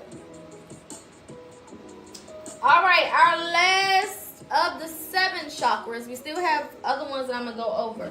But our last of the 7. Okay? What is the last chakra? The final boss? Yes, our crown chakra. And where is our crown chakra located?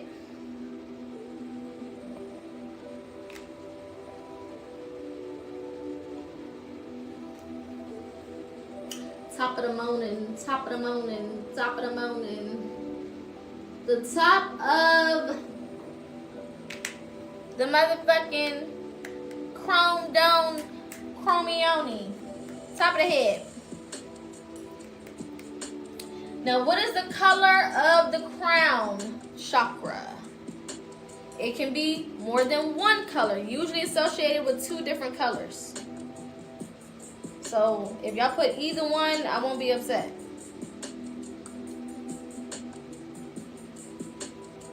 Good job. So it is usually either violet or white. Okay? Violet is also purple. Okay? So some people saying purple. Technically, it'll be violet because that's the specific color of purple that it is. But purple is fine. Okay? That lets me know you in the right driveway. Okay. Now, what element do we think the crown represents? It's not going to be one of the 4 elements that we're used to. So it won't be fire, it won't be earth, it won't be air, and it won't be water.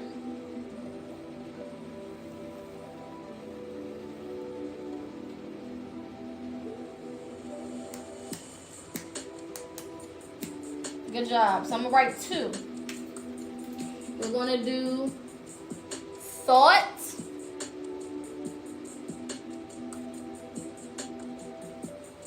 And I'm also going to write ether. Okay? Thought and ether.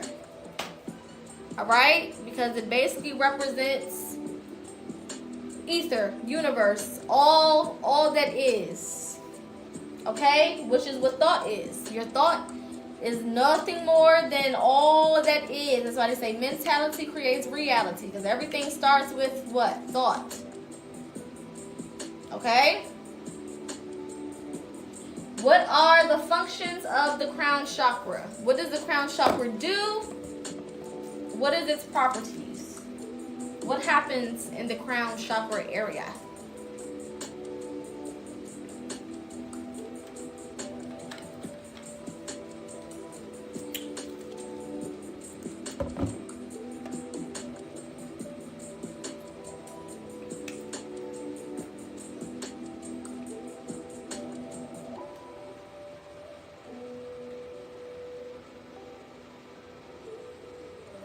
Spiritual connection.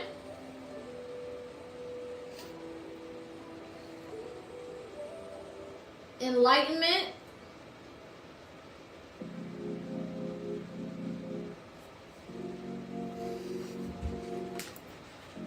Okay, those are the 2 main areas. Everything else kind of falls under this. All right. So a balanced crown will look like what? What would a balanced crown chakra look like?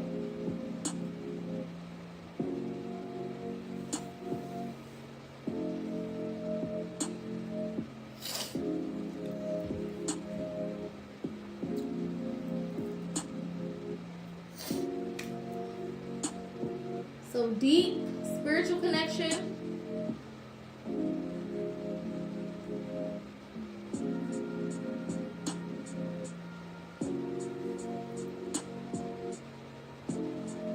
Inner peace. Somebody else said Zen.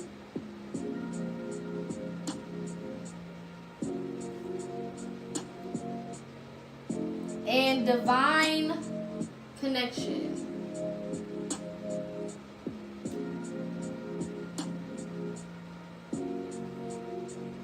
Okay? Yes, oneness. Absolutely. If this chakra is overactive, what does that look like? An overactive crown chakra. What is it giving?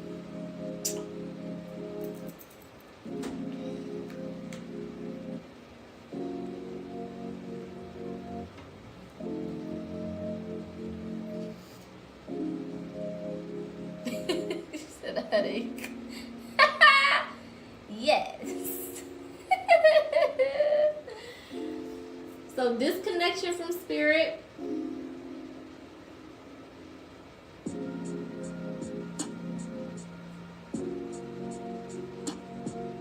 For sure. Okay. An obsession. Unhealthy obsession.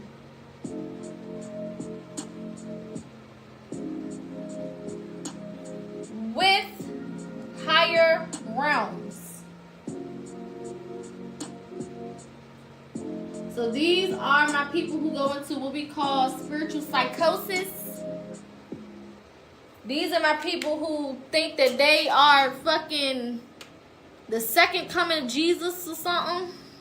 You know what I'm saying? They lost their goddamn marbles. All right? They've lost their marbles. They think they is Mary incarnated or something. Okay? They think they the second coming of whoever. And it's not given that. They are off in the head. Okay? They think they can snap their fingers and turn you into a muskrat or something. Who fucking knows? They need help. That's what they need. They need help. Alright. When this chakra is underactive, what does that look like?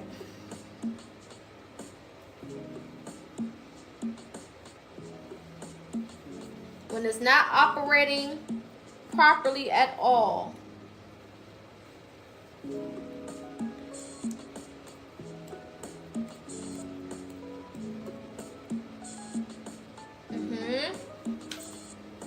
So we got closed-minded,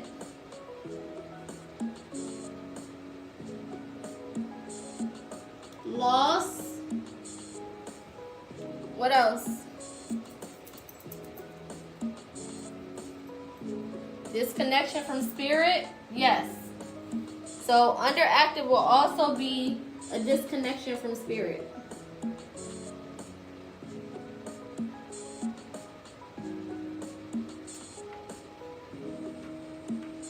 Or source, God, whatever you want to call it.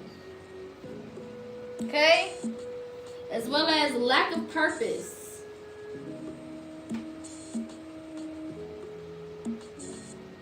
Not aligned with your purpose. Don't know what you're supposed to be here doing. So on and so forth. Okay? Now, what are some tips that can help us balance our crown chakra? You know, meditation is one. You know, shadow work is one.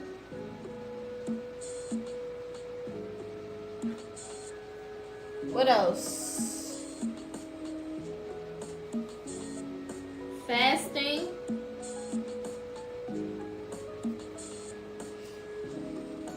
Silence.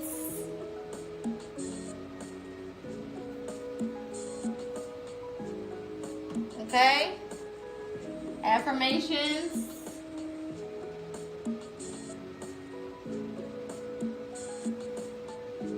Studying.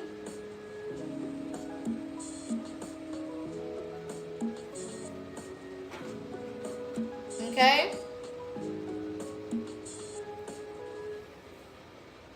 Connecting with ancestors or spirit guides.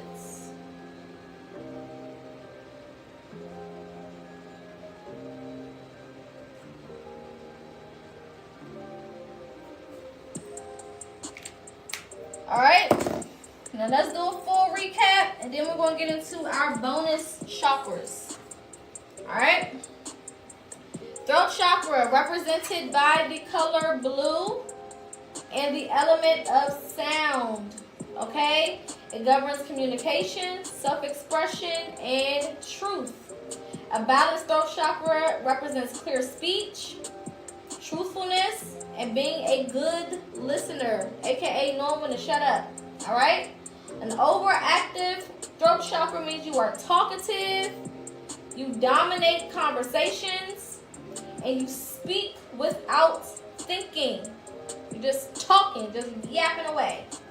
If it's underactive, you have a fear of speaking up, you are shy, and you have trouble with self-expression.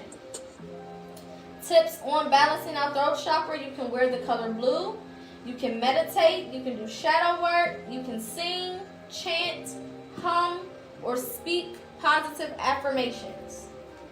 Okay? Third eye chakra is located between the eyebrows. Alright? AKA the pineal gland is the medical term for our third eye chakra, represented by the color indigo and the element of light. Okay? A balanced or a regular third eye chakra represents intuition, insight, and perspective or perception. Okay? Balanced third eye means you have strong intuition, clear thoughts, and you operate from an inner wisdom. An overactive third eye means that you can deal with paranoia, be overly analytical, and have hallucinations. This doesn't have to be physical hallucinations, meaning I see a ghost or something. It can just mean you seeing shit that's not there. Oh, I think that people don't like me. You don't even know them damn people. Okay, you're crazy. All right, underactive, poor decision making, lack of intuition, doubtful, and confused. Okay? Tips on balancing the third eye, meditation and shadow work, of course, but also visualization and intuition exercises. There are a number of different intuitive exercises that you can tap in with. Last but not least of this particular section, which is the main 7 chakras, we have the crown. The crown is located at the top of the head, represented by the colors violet or white. Okay? It is represented by the elements of thought or ether, which is the all being, all knowing, all seeing, everything that there is. Okay? The I am. All right? Spiritual connection and enlightenment are the functions of the crown chakra. A balanced crown chakra means that you have a deep spiritual connection, inner peace or zen, and you have divine connection with yourself as well as the spiritual realm or the ethers. Okay? Overactive crown chakra means that you are disconnected from spirit and you have an obsession with higher realms. So these are the people, like I said, who think that they came back as a mermaid or some shit. Something. They lost their goddamn marbles. They've taken the shit too far to the point where they're not seeing what it is for what it is. Okay? Underactive crown chakra means that you are closed-minded, you are lost and disconnected from spirit, and you have a lack of purpose. You don't know why you're here. You don't know what you're supposed to be doing. You don't know what you're supposed to be giving to the collective. Okay? Tips on balancing the crown chakra is meditation, shadow work, fasting, silence. Okay? Be quiet, be in a quiet space. Affirmations, studying, and connecting with your ancestors or spirit guides. Okay? Alright, let's clear our board, and then we're going to get into our bonus chakras, and then we're going to switch over to manifestation. Okay? I'm not going to spend too much time on manifestation, but we're going to get into it a little bit. Just a little.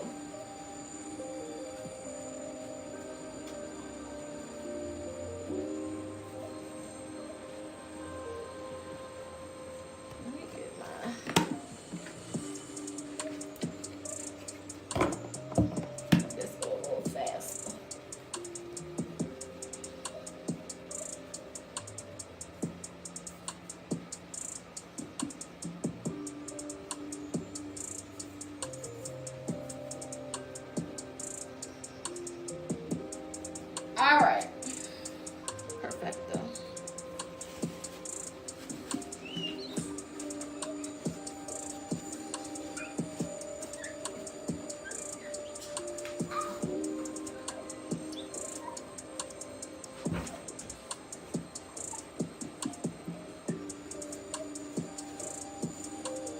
If you haven't hit that follow button, do so. If you haven't gifted and you feel like you are appreciative of this space, feel free to do so. If you haven't shared this video with somebody that you feel like can use this information, do so. And if you haven't liked this video since you've been here, make sure you do so. Shout out to everybody that's been here since the beginning. Shout out to the people who just came in. All right, so we're going to go to some of our bonus chakras. These are the ones that are not often discussed. And we're going to go through a speed round of this, okay? Because I want to make sure that we have time for manifestation. And then we also have time to do a quick Q&A at the end, okay? So, our soul chakras, all right, located at the bottom of the feet.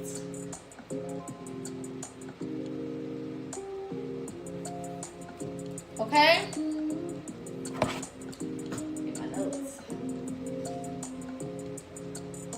Then we have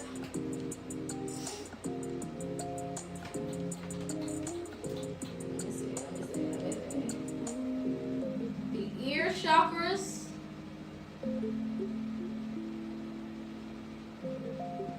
Okay? Located at the ears, of course. We have the mouth chakra, which of course is the mouth. And I'm gonna go through the names of, the qualities of all of these really quickly. I want to write them all down first. Then we have our palm chakras.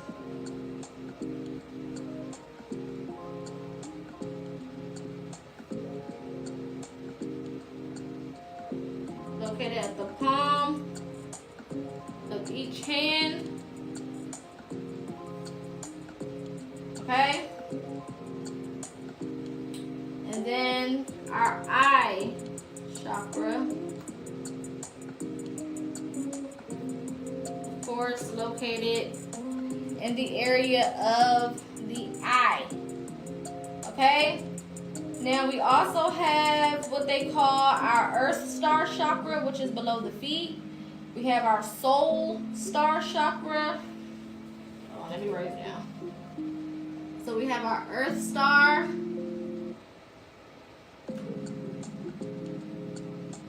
That is below the feet. Okay? We have our soul star.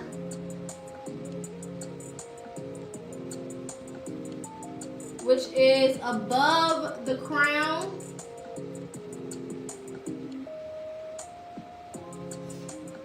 Alright, we have our higher heart chakra.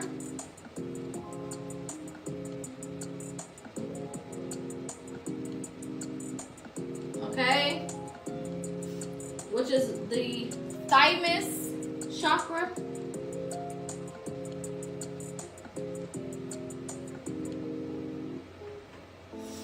And then we have our, how many more do I got? Our casual chakra, which is behind the head.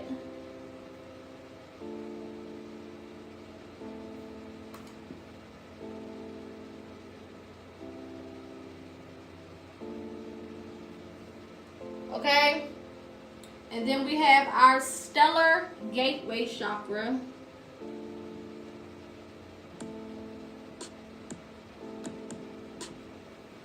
Okay, or our soul, which is above the soul star. Thank you.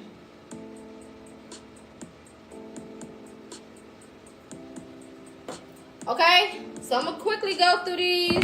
These are extras, so I'm not gonna spend too much time, which is why I didn't write everything down. But I wrote it down like this so that you guys can go and start your research.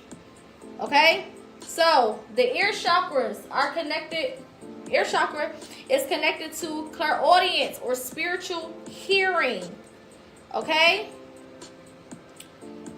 our soul chakra, which is located at the bottom of our feet, is connected to the earth. Okay, our mouth chakra is connected to our ability to speak through words or to manifest through words. Our palm chakras are for energy work or healing, as well as receiving and giving. Okay? Our eye chakras are all about vision and insight. Okay? Our earth star chakra is about ancestral connection. Make sure y'all write these down because I'm not writing all that down. We got to go through manifestation. I want to make sure that we finish before 8. Our soul star chakra is all about higher consciousness and spiritual downloads. Higher consciousness, spiritual downloads. Our higher heart chakra or our thymus chakra is connected to ascension through unconditional love. Our casual chakra is connected to the Akashic records and soul memory.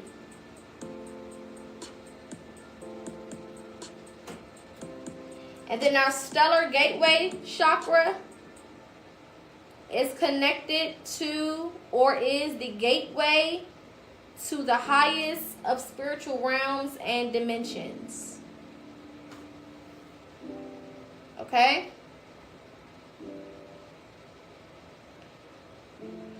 So if you didn't get all of that, I will be putting this on YouTube. You can watch it from the beginning and then write as you see fit. Okay? I didn't want to spend too much time on this because this would have been a whole nother damn near 2 hours of us writing, and we got other shit to get through. Okay? Everybody got it? If you don't got it, again, it'll be on YouTube. Alright, so let's move on from chakras to manifestation. And then we're going to do a Q&A for those who have questions, comments, or concerns. Alright?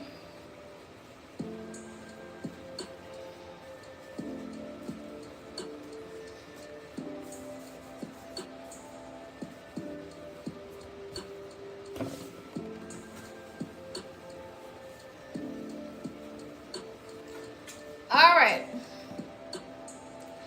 I'm going to put my YouTube name in the comments and pin it.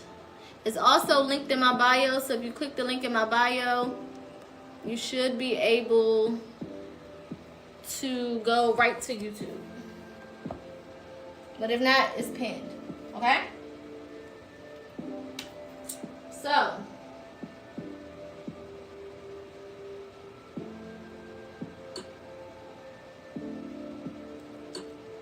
manifestation. These are one of the areas that everybody loves, but not everybody likes to do the work to properly execute. Okay? So, let's go through some of the steps or the key principles of manifestation. Number 1, clarity. Okay?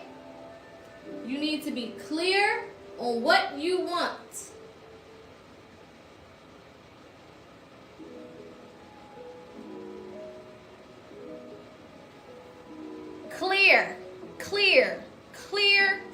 Clear on what you want. It's not just, oh, I think I want this, and no. You need to be clear. You need to know the specifics. As many specifics as you need to, as you have, you need to know it. Okay?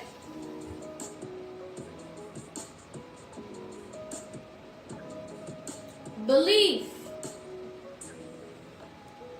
You cannot manifest anything that you do not believe in.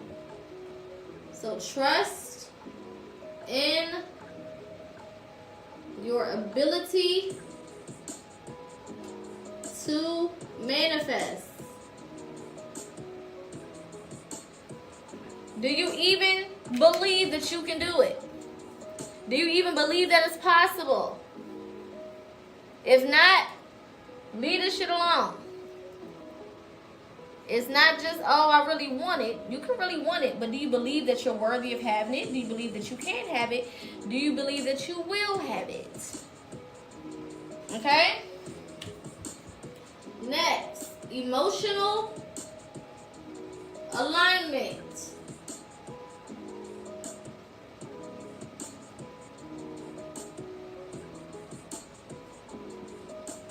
Emotional alignment.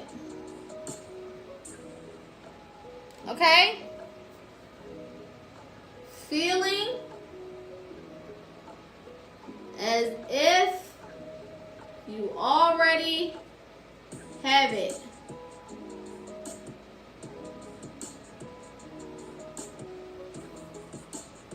Okay? I feel like I already got it. Can the belief grow over time? No. You got to come in with full 100% belief or it's not going to work. The universe doesn't know to fill in the rest. So it's like if you write up something, let's say you writing up some type of petition for something, right? And you don't fully put all the information on there. The person who receives the paperwork, the person who's supposed to put the paperwork in the system is not going to assume what you didn't write down. They're going to go from whatever you put. Right? So you can't half-ass the universe. You either believe it wholeheartedly, you want it wholeheartedly, you are clear about it, or nothing at all. Okay? Or nothing at all. Alright? Action.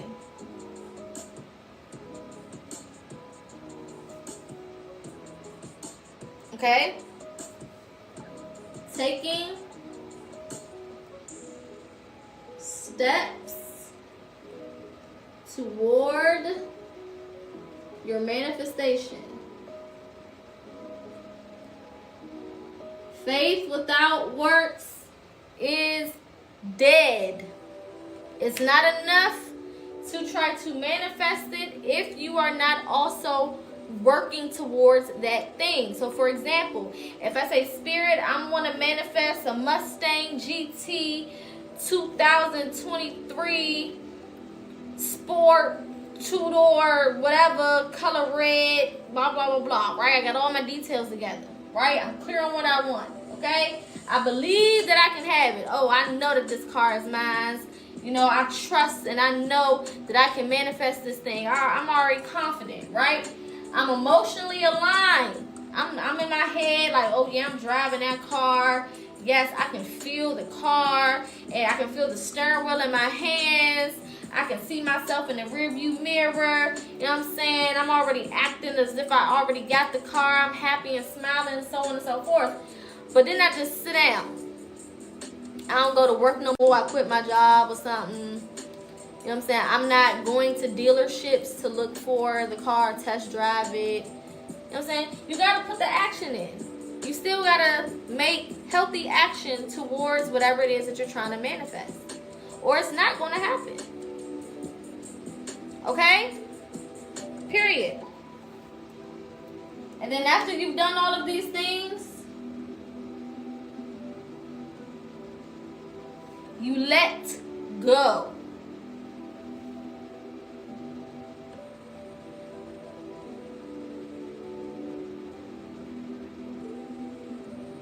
You trust divine timing.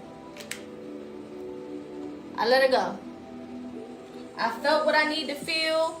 I've been as specific as I need to be. I took the actions towards it that I needed to take. Okay? I'm aligned with it emotionally.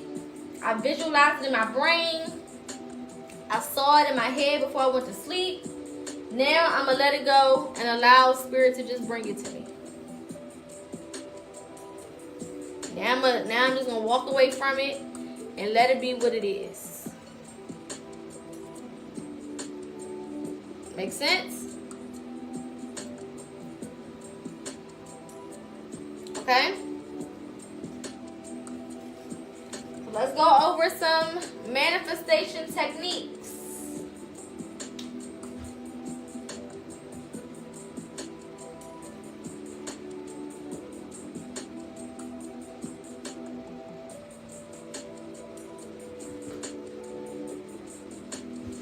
Okay?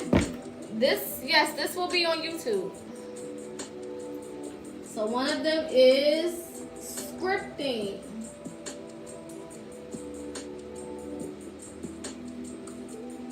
Okay? Scripting is writing your manifestation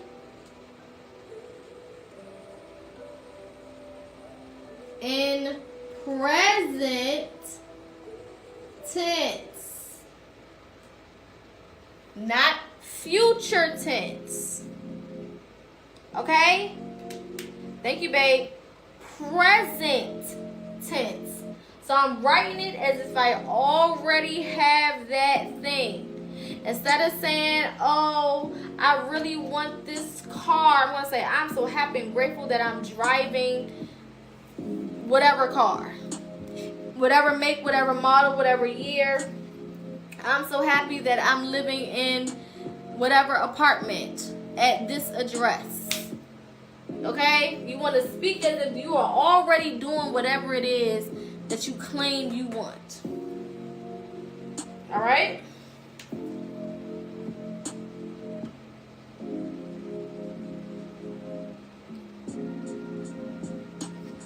Visualization.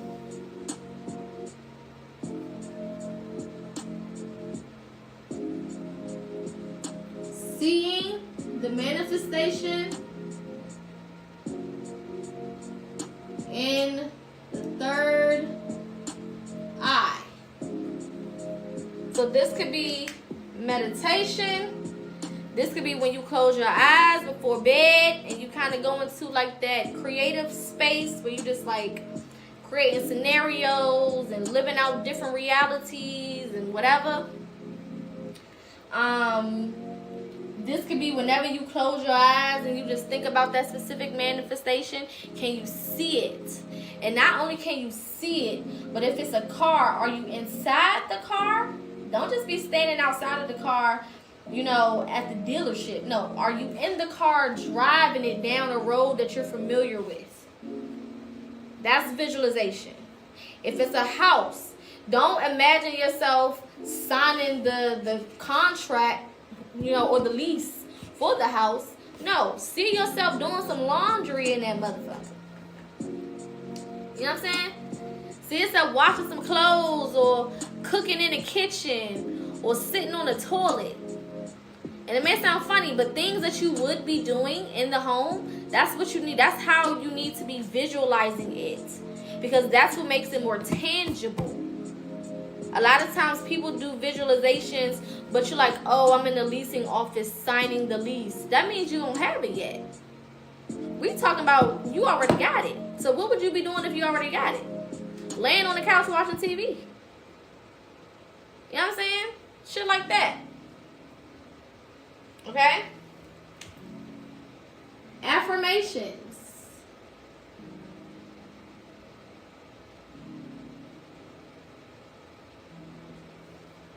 Okay? Repeating positive outcomes.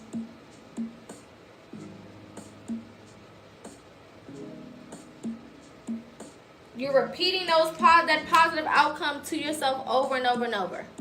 I'm so happy and grateful that I live in whatever community and I got approved for whatever home and I'm working whatever job and so on and so forth.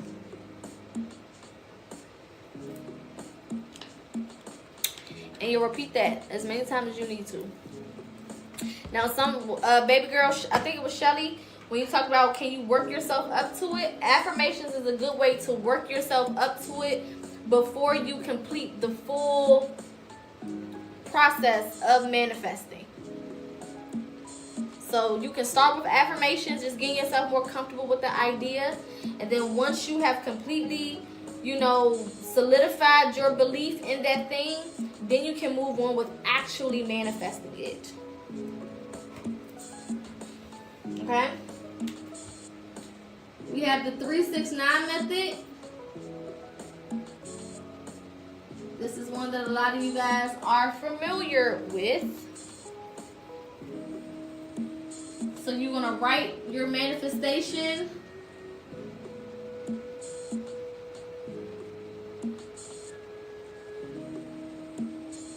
Three times in a rising. Okay? 6 times in the afternoon.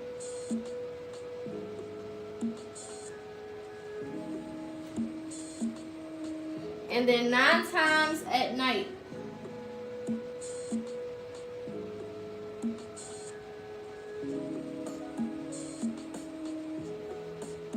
Okay? So for example, if my manifestation is a car, then the 3 times in a rise, and I would say, I'm so happy and grateful for my 2023. I don't know why I want to keep saying Mustang GT. I don't know. My 2023 Mustang GT or red Mustang GT 2-door.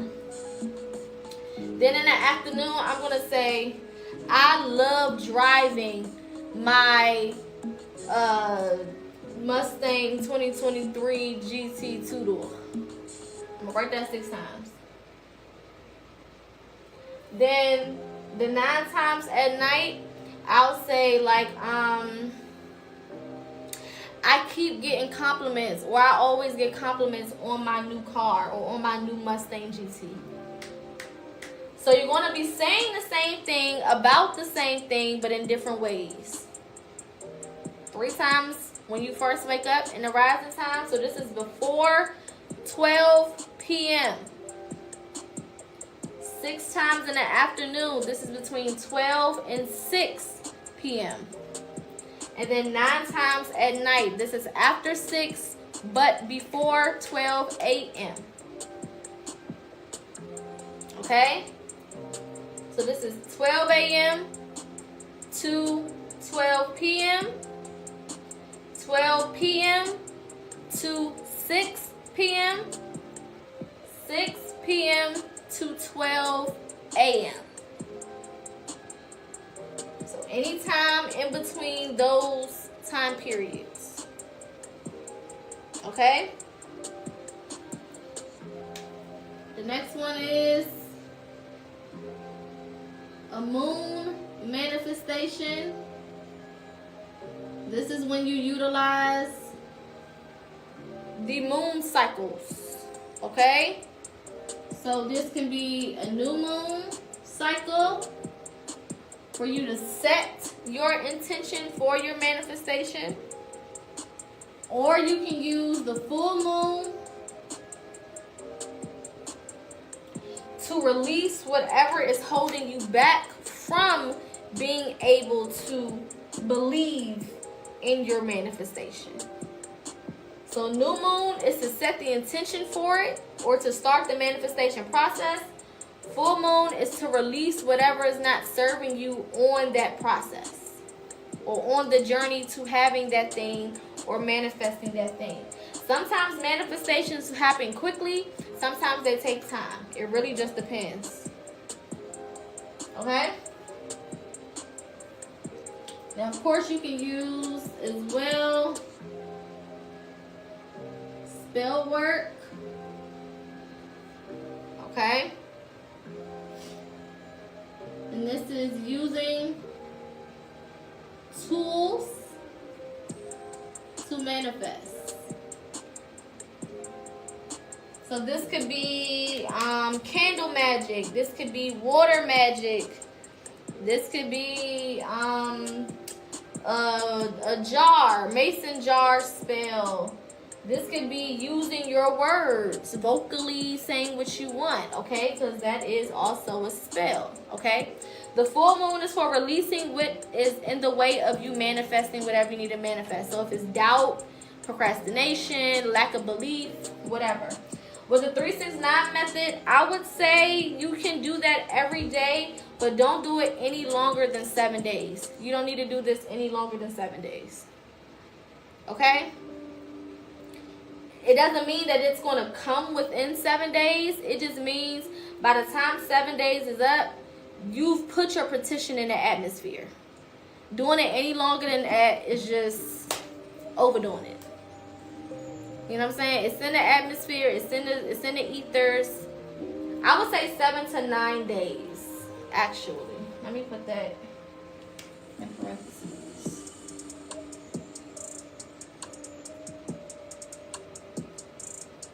9 days max. Don't do it no more than 9 days, because It's extra. If spirit didn't hear you within these 7 to 9 days, then the spirit would be deaf. And we know that that's not the case. Okay? You never want to overdo it. Okay? You never want to do too much.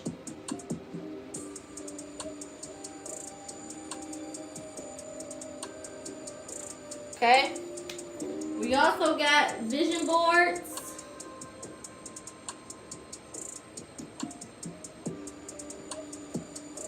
Vision boards is another common one. So creating I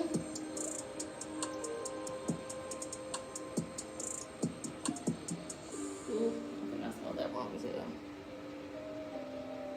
I'm just gonna put create. Create a collage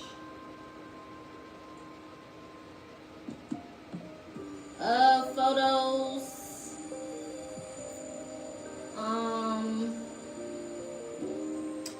of your manifestation.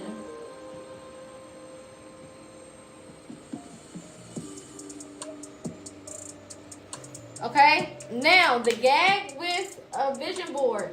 You never make a vision board for more than 30 days if you want to be successful. This is why most people do their vision boards in the beginning of the year, and they do it for the entire year, and then shit don't happen. Because out of sight, out of mind. You're not thinking about all that shit on that goddamn vision board for 369 days. Be for real. That's too much. It's overwhelming. Okay? If you are going to make a vision board for the whole year, you can use that as an outline. But then you go back and you make one for each month. Okay? Make one for the first 30 days, then make one for another set of 30 days, and make one for... That way, it's small enough and concise enough for you to keep up with, and you can set your focus to something. Now you are goal oriented. Okay, for these next 30 days, I want to execute X, Y, and Z. You know what I'm saying? Anything other than that is you're putting way too much pressure on yourself, and you're not gonna keep up with that. Most people don't. It just is what it is. Okay? We also have water manifesting. Okay? And this is when you speak your intentions or manifestations into the water, then drink it. Okay? So you will, if this is not water, I'm gonna say, oh shit. I'm so happy and grateful that I was approved for my new apartment. It is beautiful. It is everything. It has everything that I wanted in it. I wake up every day in this new apartment so happy and so at peace. I also have the finances to secure my rent for each month. Spirit was so gracious to help me get a job or to start my career or to further my clientele to ensure that I'm able to pay all of my bills every month. Blah, blah, blah, blah, blah, blah, blah, blah, blah, blah.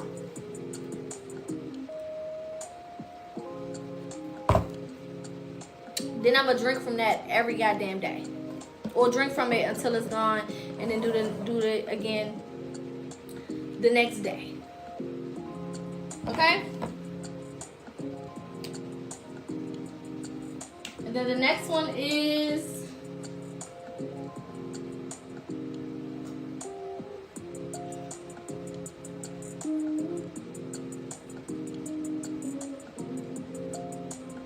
gratitude exercises. Okay?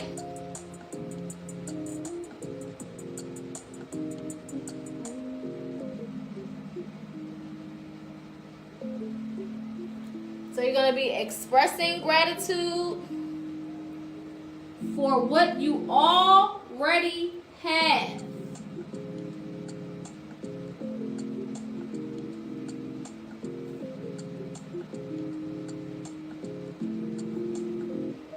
All right?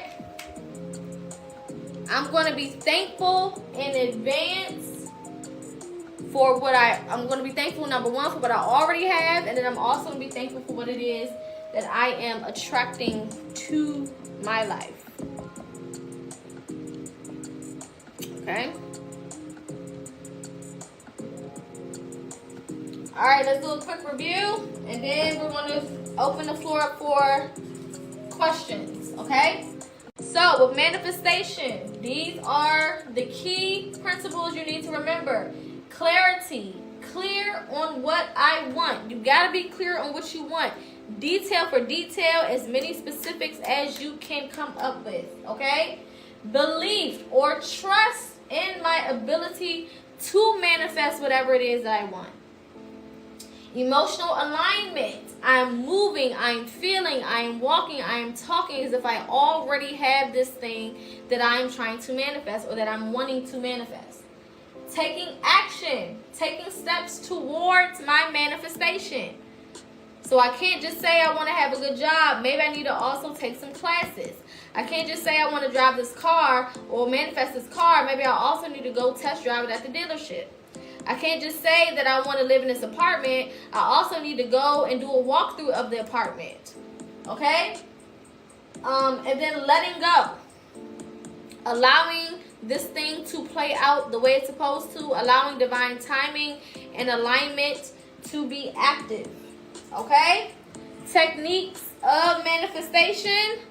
Scripting. Writing our manifestations down in present tense.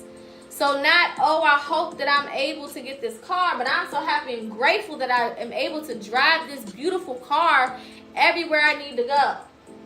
Visualization. Can I see with my third eye or my mind's eye or in my head? Can I see clearly whatever it is that I'm trying to manifest? Can I see myself, if I'm manifesting an apartment, do I see myself washing clothes? Do I see myself taking the trash out? Do I see myself cooking? Do I see myself cleaning and dancing to the music while I'm cleaning on a Saturday or Sunday? How do I see myself in this manifestation? If it's a car, do I see myself driving to work in this car? Right? With visualization, you need to get a good visual of whatever it is that you are manifesting. So if it's a car, you need to see what that car looks like from the inside so that when you're visualizing, you can visualize from the point of view. You can go online, especially now on some of these websites, and you can do virtual walkthroughs. You can do virtual, realities where you're able to see things from a first-hand perspective. Okay? That will help with your visualization. Affirmations, repeating the positive outcome. So, oh my God, I finally got my car. I'm so happy and grateful I got this car. Oh my Lord, I just love waking up in my apartment, my new apartment that I wanted, and I got it, and I get to wake up in it every day with this beautiful view and all the space that I needed, so on and so forth. Okay? 369 method. Writing your manifestation 3 times in a rising. This is between 12 a.m. and 12 a.m. and 12 p.m. Okay? 6 times in the afternoon. That is from 12 p.m. to 6 p.m. And then 9 times at night. That is from 6 p.m. to 12 a.m.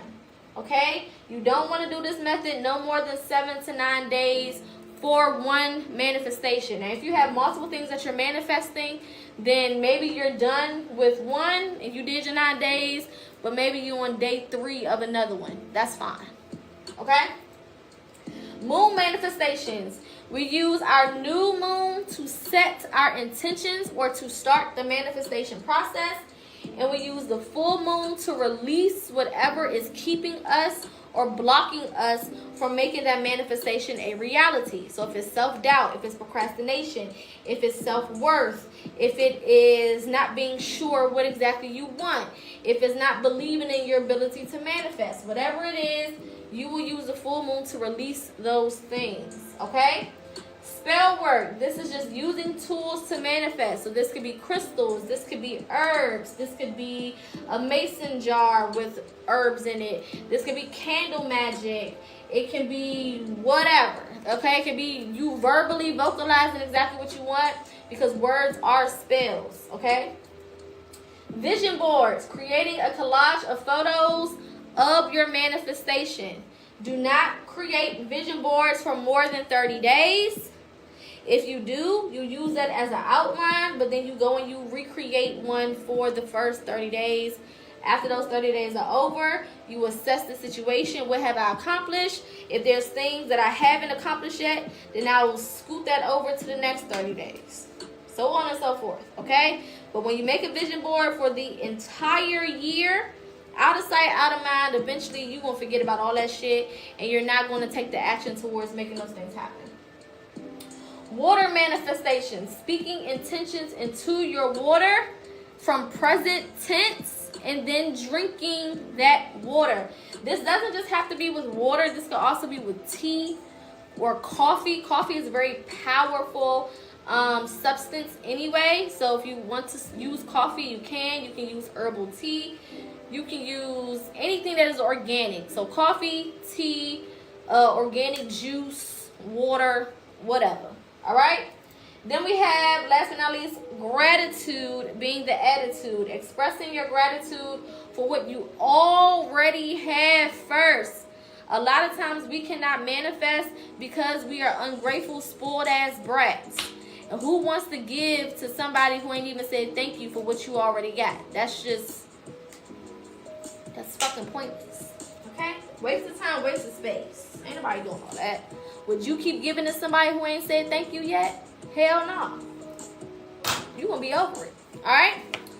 Alright, if you have any questions, go ahead and write them in the comments. I'm going to clear the board and then answer whatever questions we have. And then we're going to be done for the day. Shout out to everybody that stuck around so far from the beginning. Shout out to all those who have liked, who have commented, who have gifted. If you do want to gift, you can use the buttons below on the right side of your keyboard and send gifts. Gifts do help with my platform, so it is much appreciated. Like, shares, and comments do as well. Also, make sure that you follow. Every Monday and Wednesday, we do our lessons. So make sure that you tune in on Mondays and Wednesdays. Thank you for the gift, my love. Tomorrow we'll be doing our topic Thursday / spiritual Q&A. So definitely make sure that you tune in for that. That's when we kind of get deep into certain topics dealing with the spiritual realm.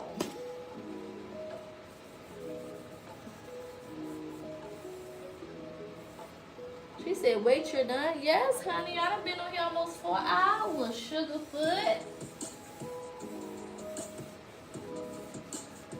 Yes. I'm sorry.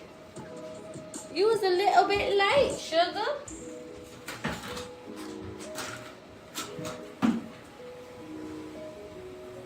Just a little bit. Oh, okay.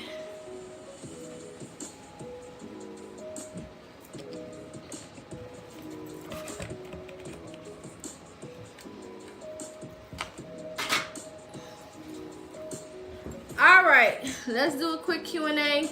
If you have any questions, go ahead and start putting them in the comments. I will answer them in the order that they are written. Whew. It's a little hot in here.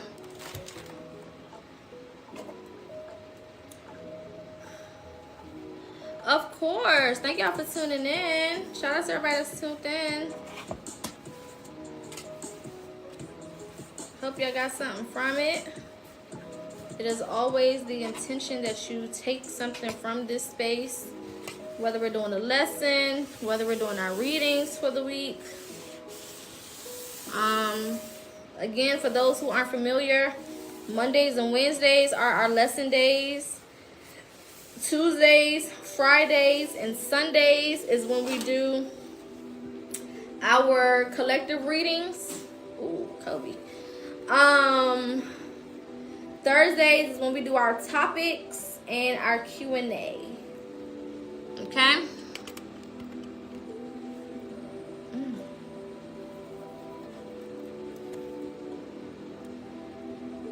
Classes are Mondays and Wednesdays. So I'm usually live, usually at 4:30, if not a couple minutes before or after.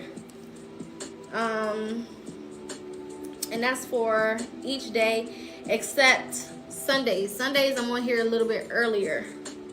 And Thursdays I'm on here a little bit longer than normal. Thursdays usually we do 2 lives or we do an extended live.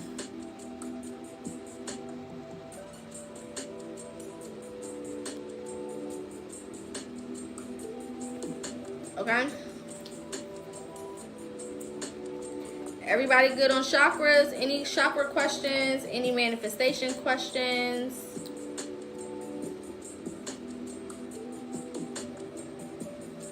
Yes, I'm live on here on Thursdays. All live videos are always posted to YouTube. Okay? So make sure that you follow my YouTube, subscribe to my YouTube. They're always posted the day after. Alright? When manifesting, can you do it in your notes on your phone? I wouldn't suggest it because there is something powerful in writing and in actually writing when it comes to manifestations. Especially if you're using a pencil, an actual lead and wood pencil. Thank you for the gift, my love. Thank you so much. You get more out of it. So I wouldn't necessarily use my phone unless that's like your only option for where you are. Now, if you write it in your phone and then you transfer it to paper, like let's say you out and about and you just need to write it on your phone real quick, and then when you get home you transfer it to paper, that's fine. But I wouldn't manifest through the phone. I wouldn't suggest that. Advice on the root chakra. What about it, my love? It's best to start chakras from the root up. Yes. You always start from the bottom and you work your way up, because each chakra prepares you for the next one.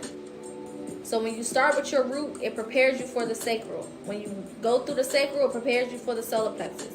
When you get the solar plexus in line, it prepares you for the heart. When you got the heart right, it prepares you for the throat.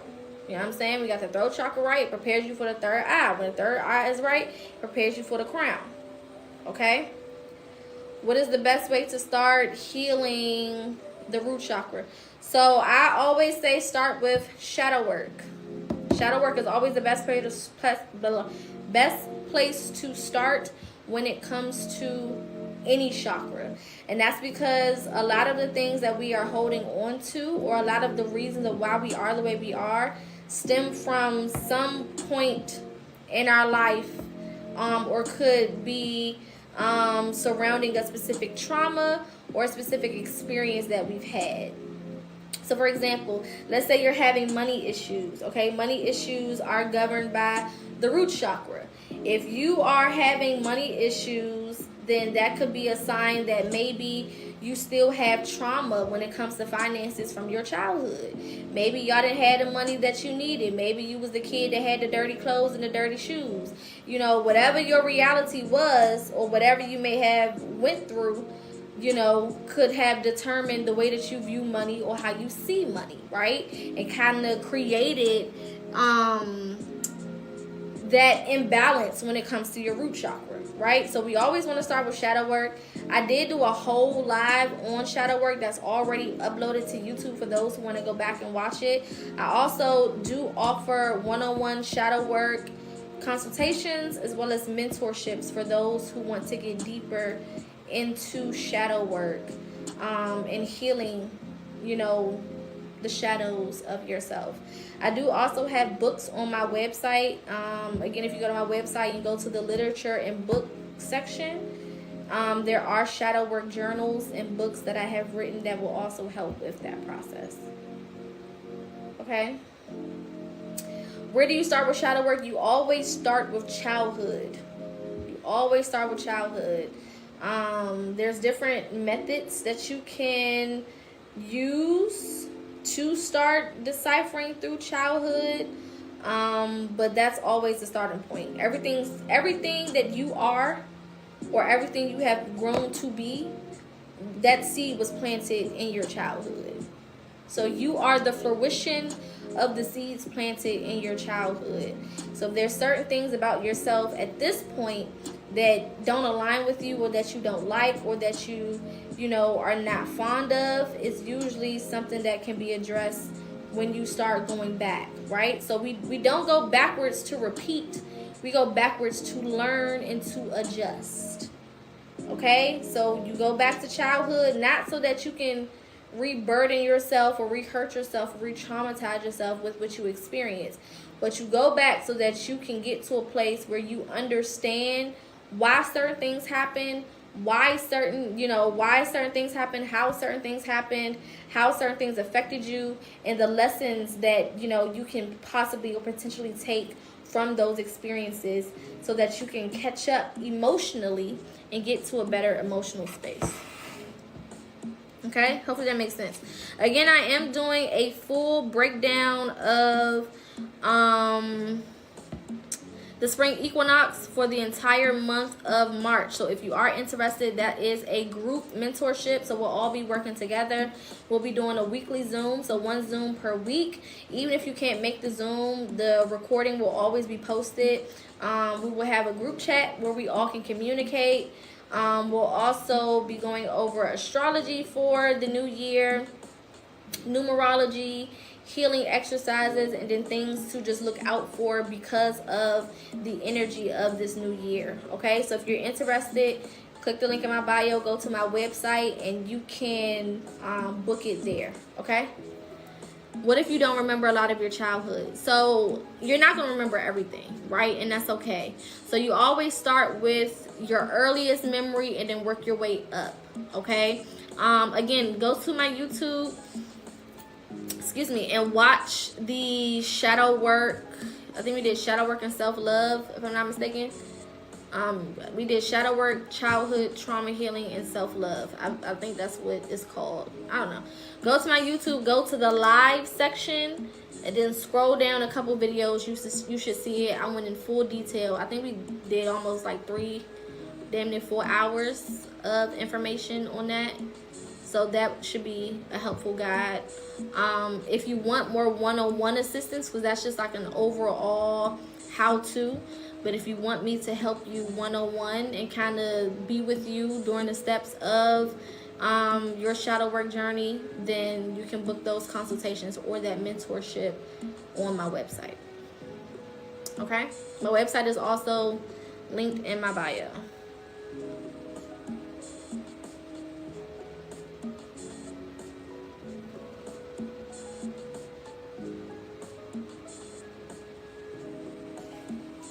Should we literally live by our birth charts, if you know what I mean, or is it just a tool?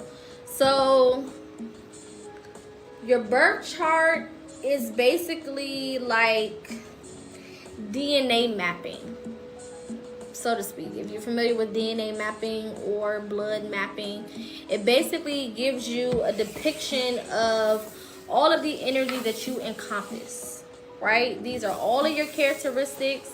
This is why you act the way that you act. This is why you see things the way that you see things. This is why you may feel the way that you feel. This is why you interpret things in the manner that you do. This is, why you are attracted to these specific positions in life, or these specific jobs in life, or these specific people in life.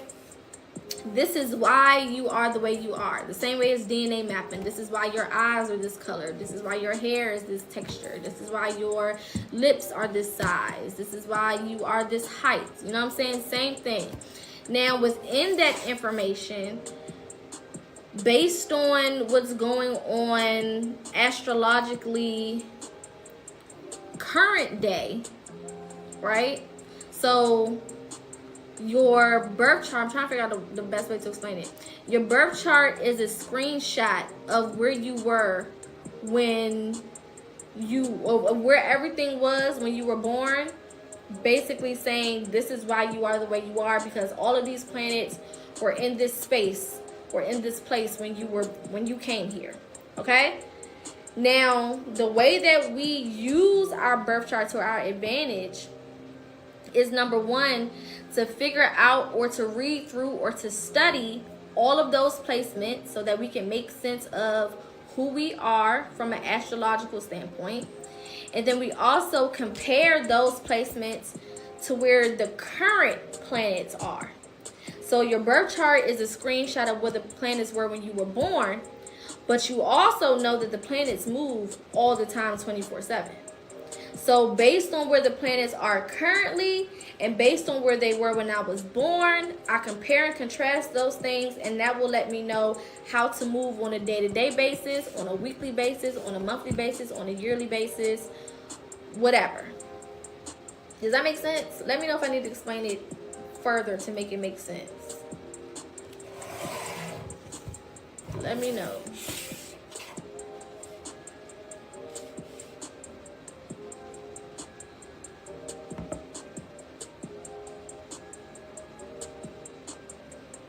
Okay, good.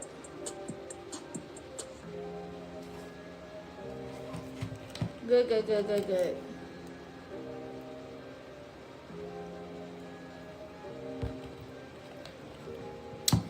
Thank you, Captain Morgan.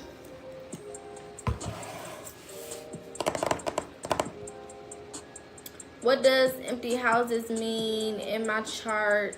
In a chart, my child has plenty.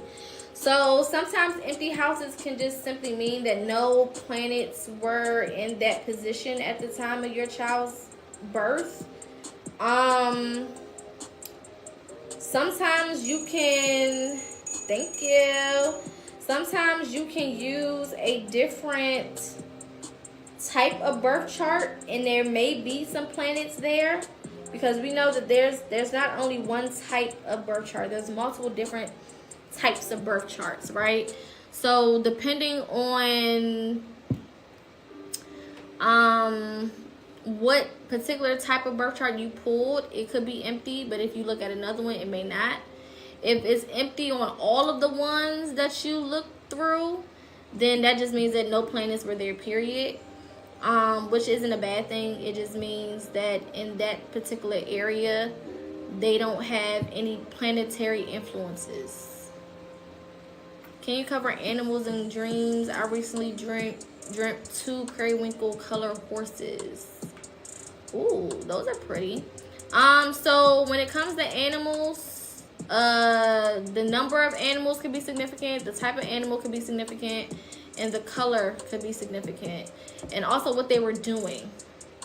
So if it's a horse, horses have meanings within themselves as far as being spiritual animals, or as far as just the energy that they encompass. So I would look that up, and then I would look up the color periwinkle specifically and see what energy that holds.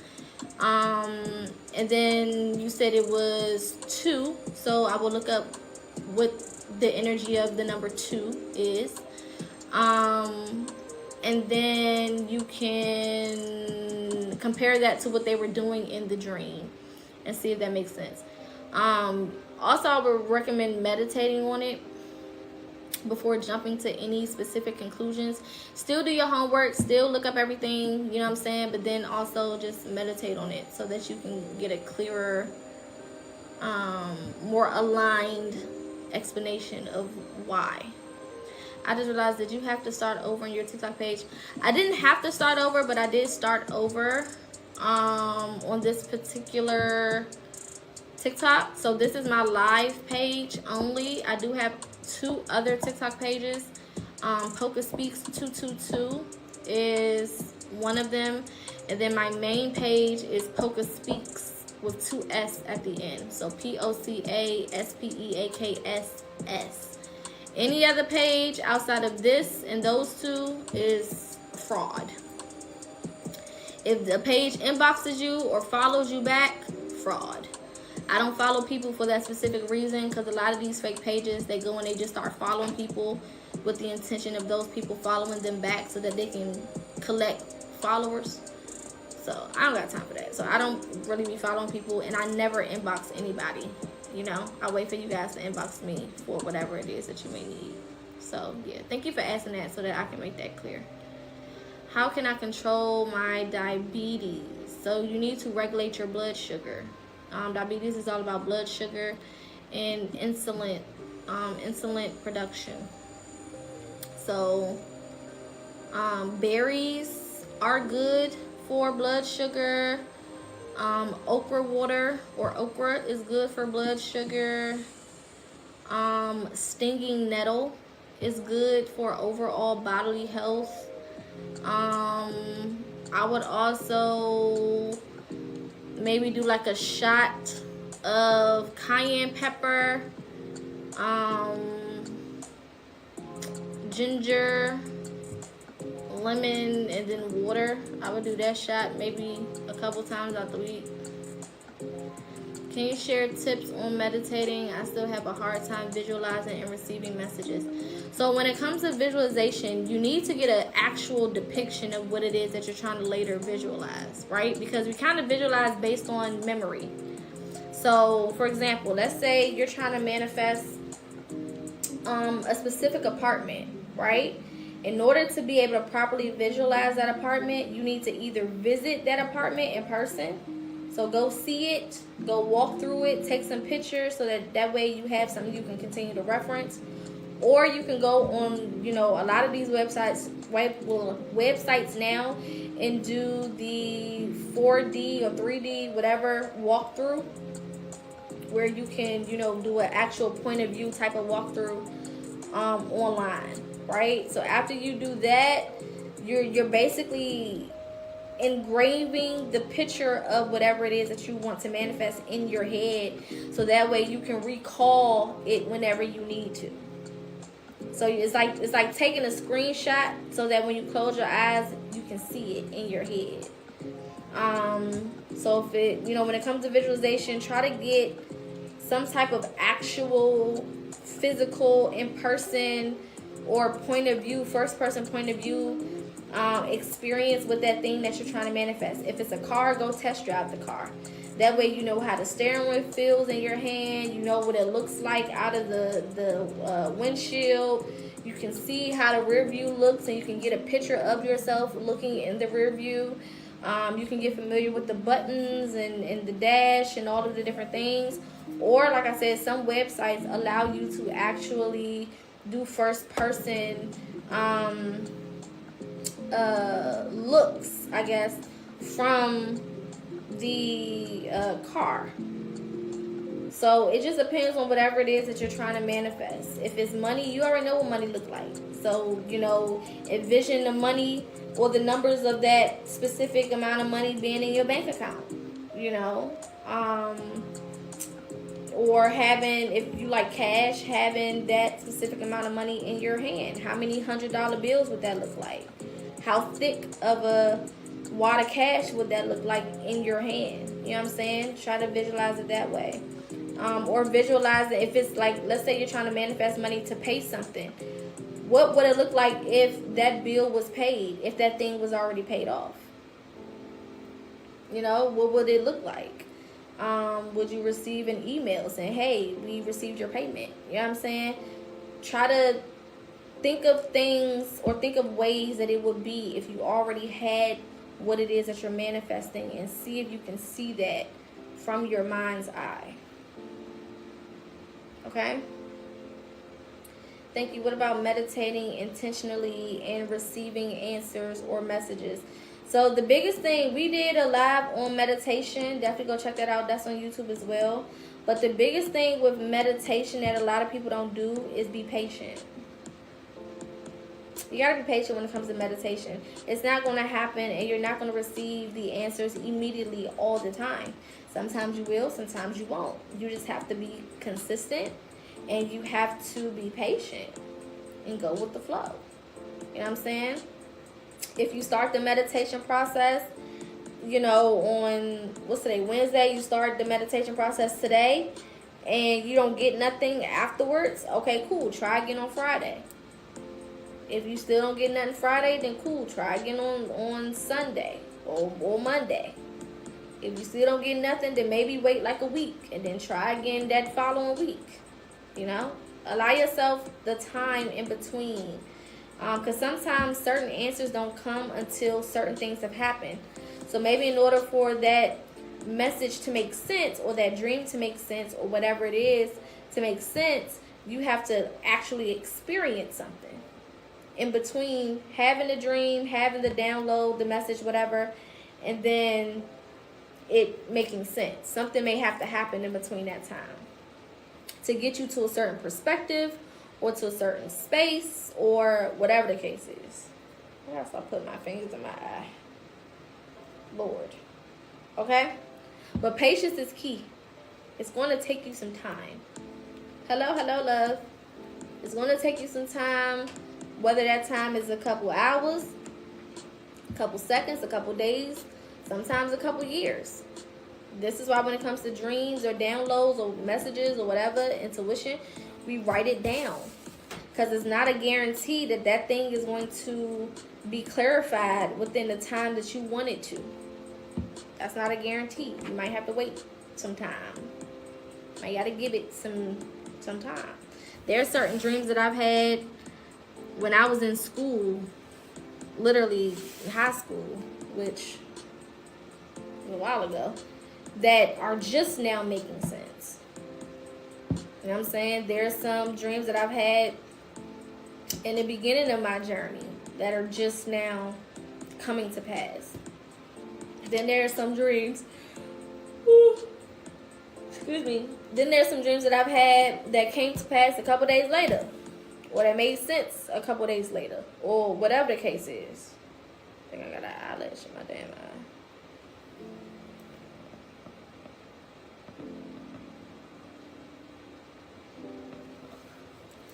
Okay, so patience is key. Taking your time is key. Mastering manifestation within itself is also very important. Meditation within itself is also very important. Because meditation is not one of those things that you perfect or you master overnight. You got to be consistent. You have to find ways of meditation that work for you specifically. All methods of meditation don't work for everybody. So in that live that I did, that you'll find on YouTube, we went over different types of meditations. We went over different ways to meditate and a whole bunch of other things. So definitely look into that. Definitely watch that live, because that should most definitely help you feel more comfortable in your meditation. Okay? Any other questions, comments, concerns? Everybody good? Our hearts and minds are clear. Alright, so tomorrow, like I said, is our topic in Q&A Thursday. We'll go over a specific topic. I think some people wanted me to talk about what's going on right now with Trump and some other things relating to Trump, his purpose from a spiritual perspective. So that'll be one of the topics that we go over. And then we're kind of spearhead into other topics as they kind of come up. Other than that, light and love to everybody. Shout out to everybody who has gifted. Shout out to everybody who followed, everybody who liked, everybody who commented. On Big O, shout out to all of my bean senders, all of the people who sent likes and comments in the comment section, all of those things. I completely appreciate it. What is the proper name for when you think of a question in your head and you see it in the physical? When you think of a question in your head and you see it in the physical, what do you mean? Like you see the words of the question in the physical?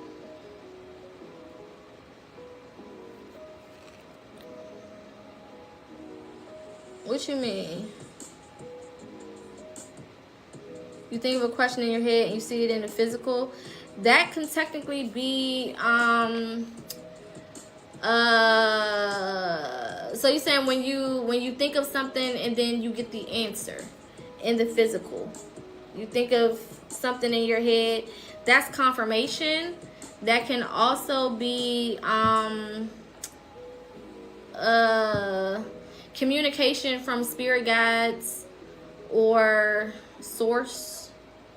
So it can either be confirmation of, you know, whatever it is that you were kind of trying to figure out, or it can be communication from your spirit team answering that particular question for you, or helping you find information, knowledge, the answer to whatever it is you were curious about. All right, y'all. Light and love. I'll see y'all tomorrow, same time, same place. Make sure that you tune in. Make sure that you're following so that you get the live notification. Make sure you subscribe to YouTube, because this will go live tomorrow rising around like 6-something a.m. So as long as you are subscribed and you have your notifications on, you will be able to see it. Again, tomorrow we'll be on live a little bit longer than usual. Thank you for the subscription. We'll do our topic, and then I believe I'm going to be doing a gift battle at some point tomorrow evening as well. So we'll probably do our topic into a gift battle.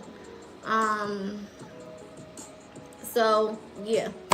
My YouTube is PocaSPEAKS. PocaSpeaks.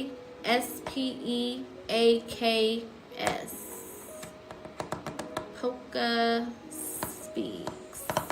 Alright, light and love. I'll see y'all tomorrow. Be good, be safe, take these messages into consideration, and light and love. Alright, peace.